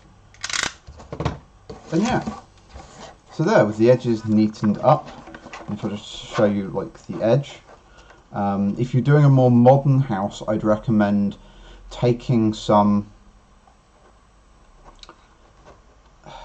I'm suddenly forgetting my words. Tin foil, and sort of using that to hide the edge, because these days builders use lead flashing to sort of waterproof the edge of the roof.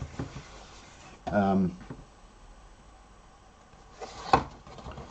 actually, how much? Not enough. Alright. Since we're this close to finishing the roof, it seems rude not to. Just grab some more coffee stirrers and we can... Because then I can show you how we're going to hide the top. Which is always the hard part with doing roofs. So I've got some more coffee stirrers. So whilst you can just go into a coffee shop and grab a handful of coffee stirrers and run, you can also buy like a box of 1,000 coffee stirrers off Amazon for like a couple of quid. do that. Don't steal coffee stirrers. You'll make the people who work at the coffee shop cry, and it's not fun to make people working on minimum wage cry just because you want some coffee stirrers.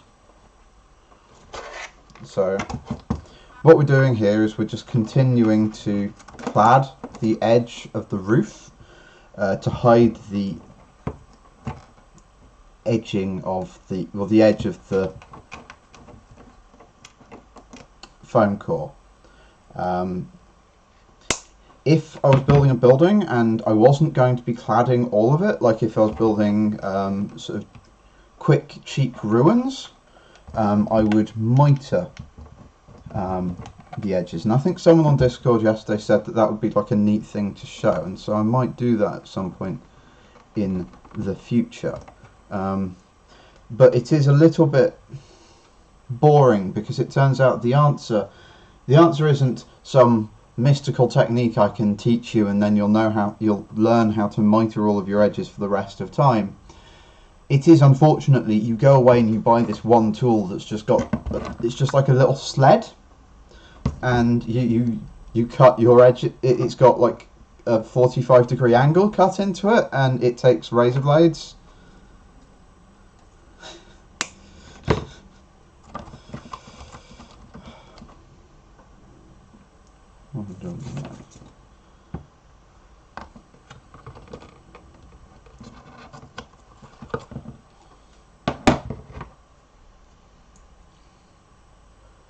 The biggest problem with it is they're generally designed to cut mount board, not foam core, and because mount board is a lot more homogeneous than foam core is,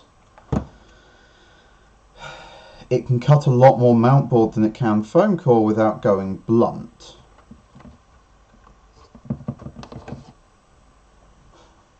But also, way before it goes blunt, it starts pawling, which means it's ripping as it goes through, and this is particularly bad on foam and foam core because it can show up really easily even after you've done stuff to stop it. Alright, again, this is going to...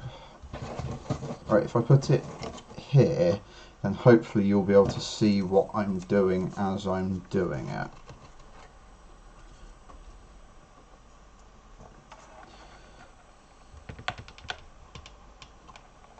So I put a bead of glue down, and then I put the first row down,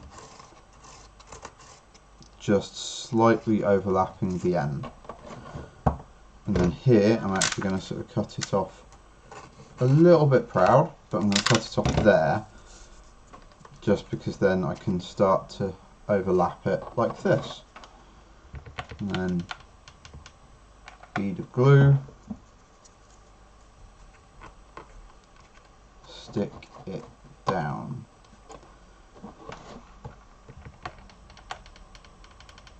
Bead of glue. Turns out this is a lot easier to do than doing it the way I was doing before.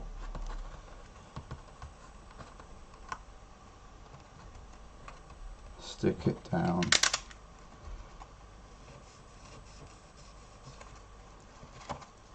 And cut it proud.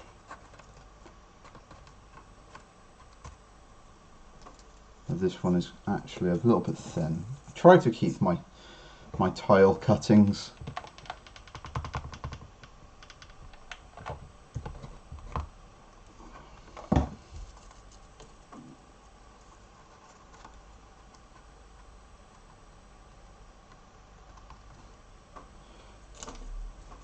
so you can start, well, you can see how even with like weird shaped bits, it's quite quick to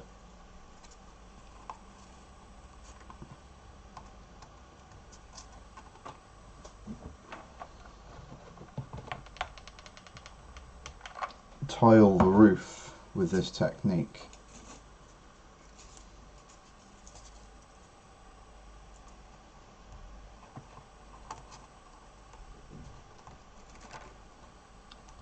I'll just give the glue a moment to cool and grab, because I can then cut these off and do like the other side, which you can't. Well, the other side here. But also this hopefully helps to show you how very quickly we can go from a quite basic and quite ugly foam core box, and with relatively little in supplies and time, it can start to look like actually a building. And we can start to get a quite varied texture and appearance to it. And in a lot of respects, the sky is the limit as to what you can do with it. Like, do you want your building to be bricks? Well, just decrease the size of the foam blocks. Do you want more of an actual Tudor than like mock Tudor? Just increase the density of the wooden cladding. Do you want it to be like colonial style, sort of the sort of American colonial style? Well, instead of doing the brick all the way around, just do it on the corners. There is nothing stopping you from doing it any way that you want.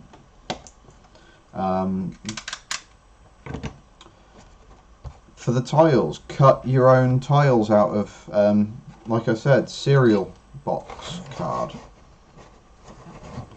How can I best show?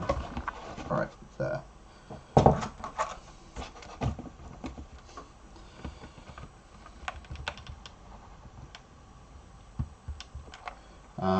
Do you want to show a building? One of the other things that you can do, because here I've built it with like a solid roof, but if instead of building a roof like this, you take coffee stirrers or strip wood or dowels, and you actually build like the roof support structure, you can then a lot more easily show like a damaged roof by missing tiles. And whilst you might think, oh, but then I've got to build like the interior. No, as long as you just paint the interior a dark colour before you put the roof on, it will just look dark inside, and people's eyes and brains will just kind of fill in the rest of the detail that you know is not there. I know it's not there. But your brain goes, well, there's detail there, I must fill it in.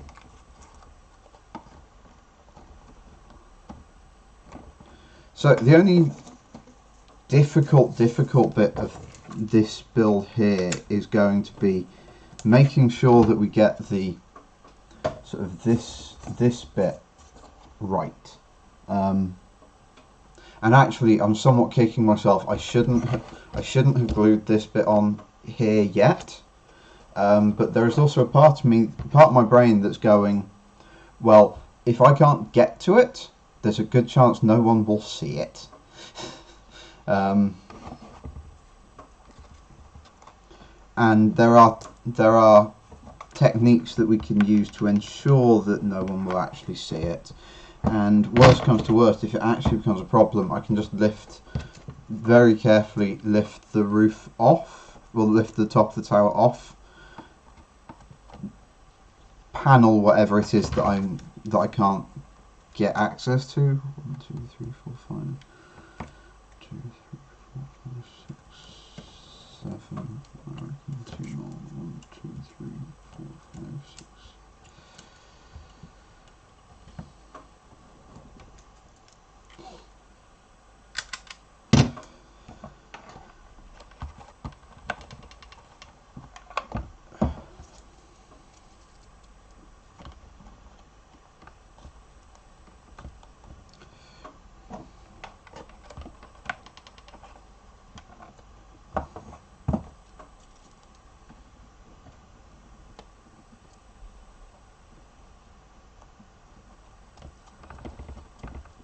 Alright, so now that that last piece is on, I can sort of show it to the camera.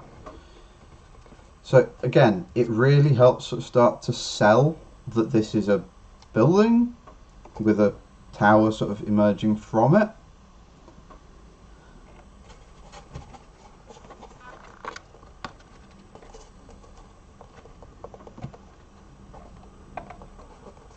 And now we can start to tile just this section here. So I will just sort of demonstrate how we're going to do it. So if I just put one here, then it's going to overlap badly there. So we just need to do one more row on either side.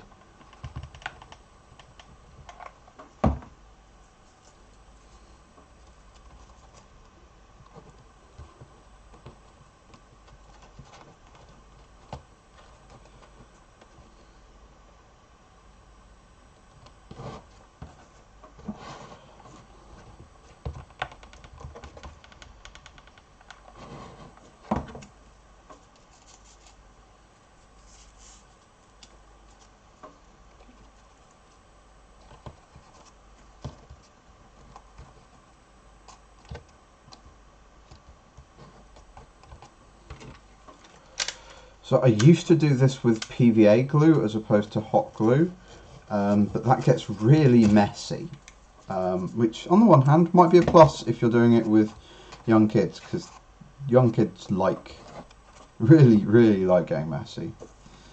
But it's not so great if you're actually trying to do it and you're trying to do it in a way that's not going to leave you feeling like you've just washed your hands in dilute PVA glue. Shit.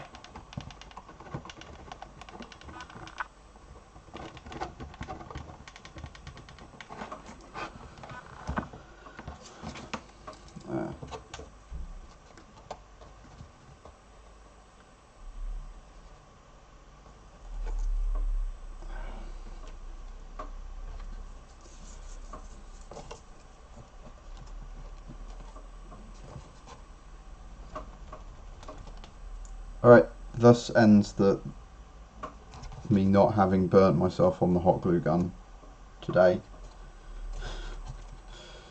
which now resets the timer from 1 day to 0 days since I last burnt myself on a hot glue gun.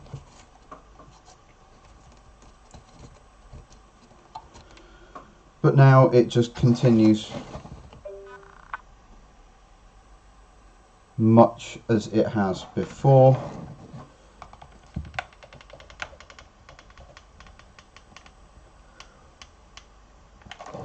With a bead of hot glue, and then we take a strip of cardboard and we lay that down.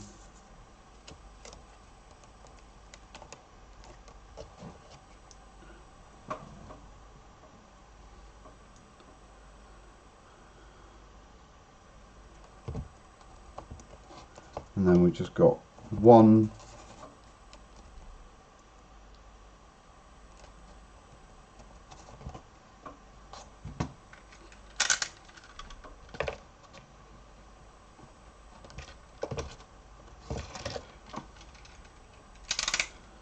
more strip to go.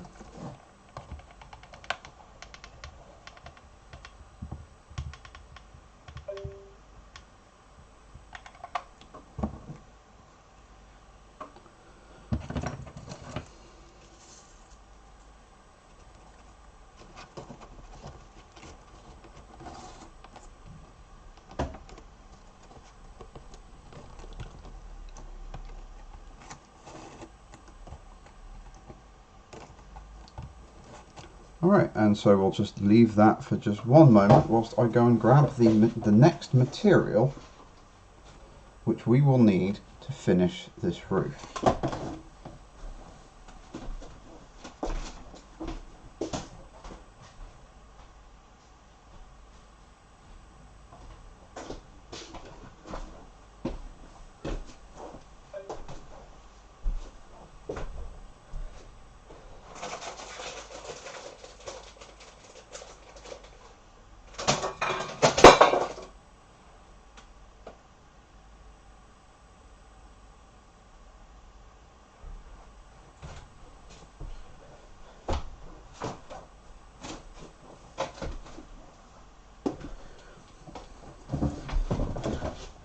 The answer is a paper straw. So, once upon a time this would have been plastic straws, but we've now banned plastic straws in a symbolic action to say that we really do care about the environment. Not enough to actually change society or anything, but we're going to ban plastic straws.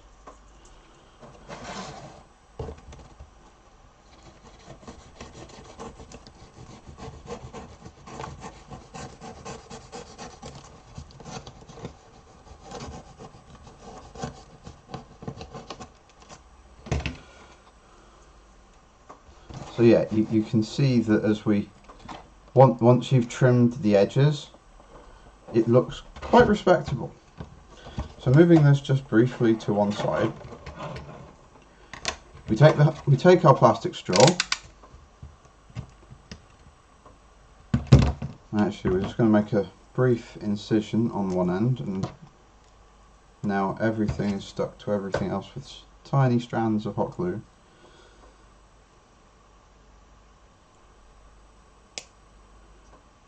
So now we've just made an incision, we can use our handy dandy, or maybe we'll use the actual sharp scalpel.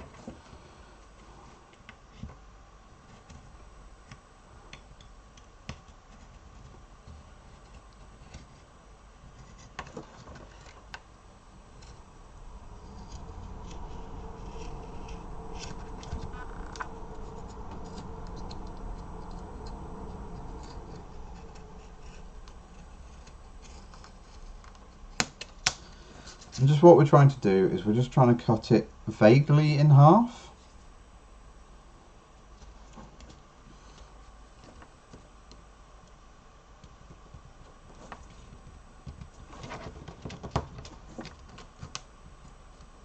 The point is that we want like a U-shaped trough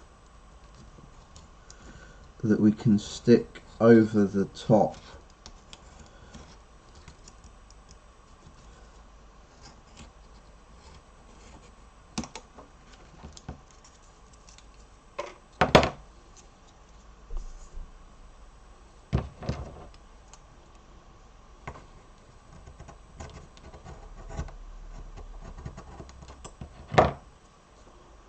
So if I bring this back, so you can start to see what the intent is. Just to hide the top of the... no, actually, you can, okay. There you can hopefully start to see sort of what my intention is. Just to hide that gap.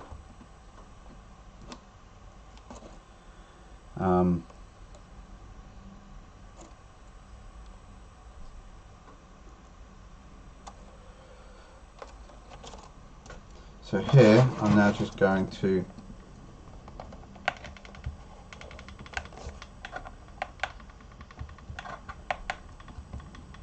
apply hot glue along the channel,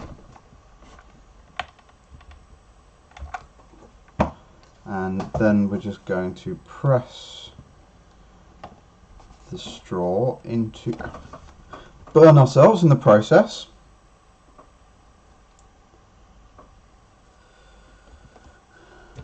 And then using just a sacrificial piece of wood, just a piece of anything really, I'm just going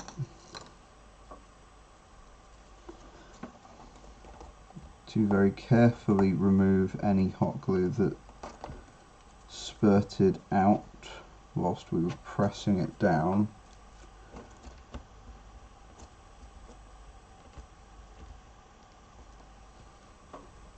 Any mistakes can be hidden later with a mixture of flock and grit as we make the roof look older.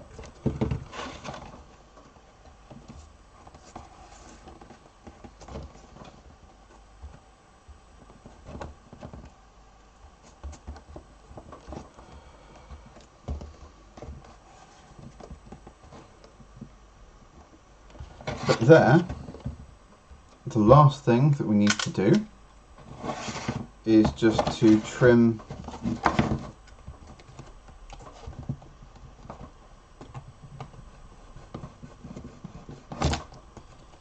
the edges, just to trim it to roughly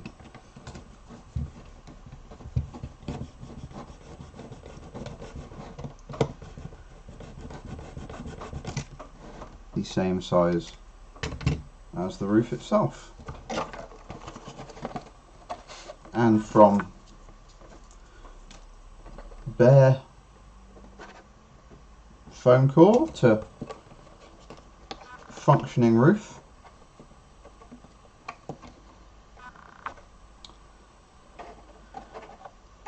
I mean, we've covered quite a lot of ground today, and I think I'm going to call it a day here. Thank you very much, everyone who joined me today. I hope you learnt something. I had originally planned for the next proper stream to be next Sunday, but I am going to be up in the Midlands next Sunday, which will make doing a proper stream hard. And also, I didn't want to set like an initial cadence of weekly for this, so the next stream will be in a fortnight on fortnight yesterday.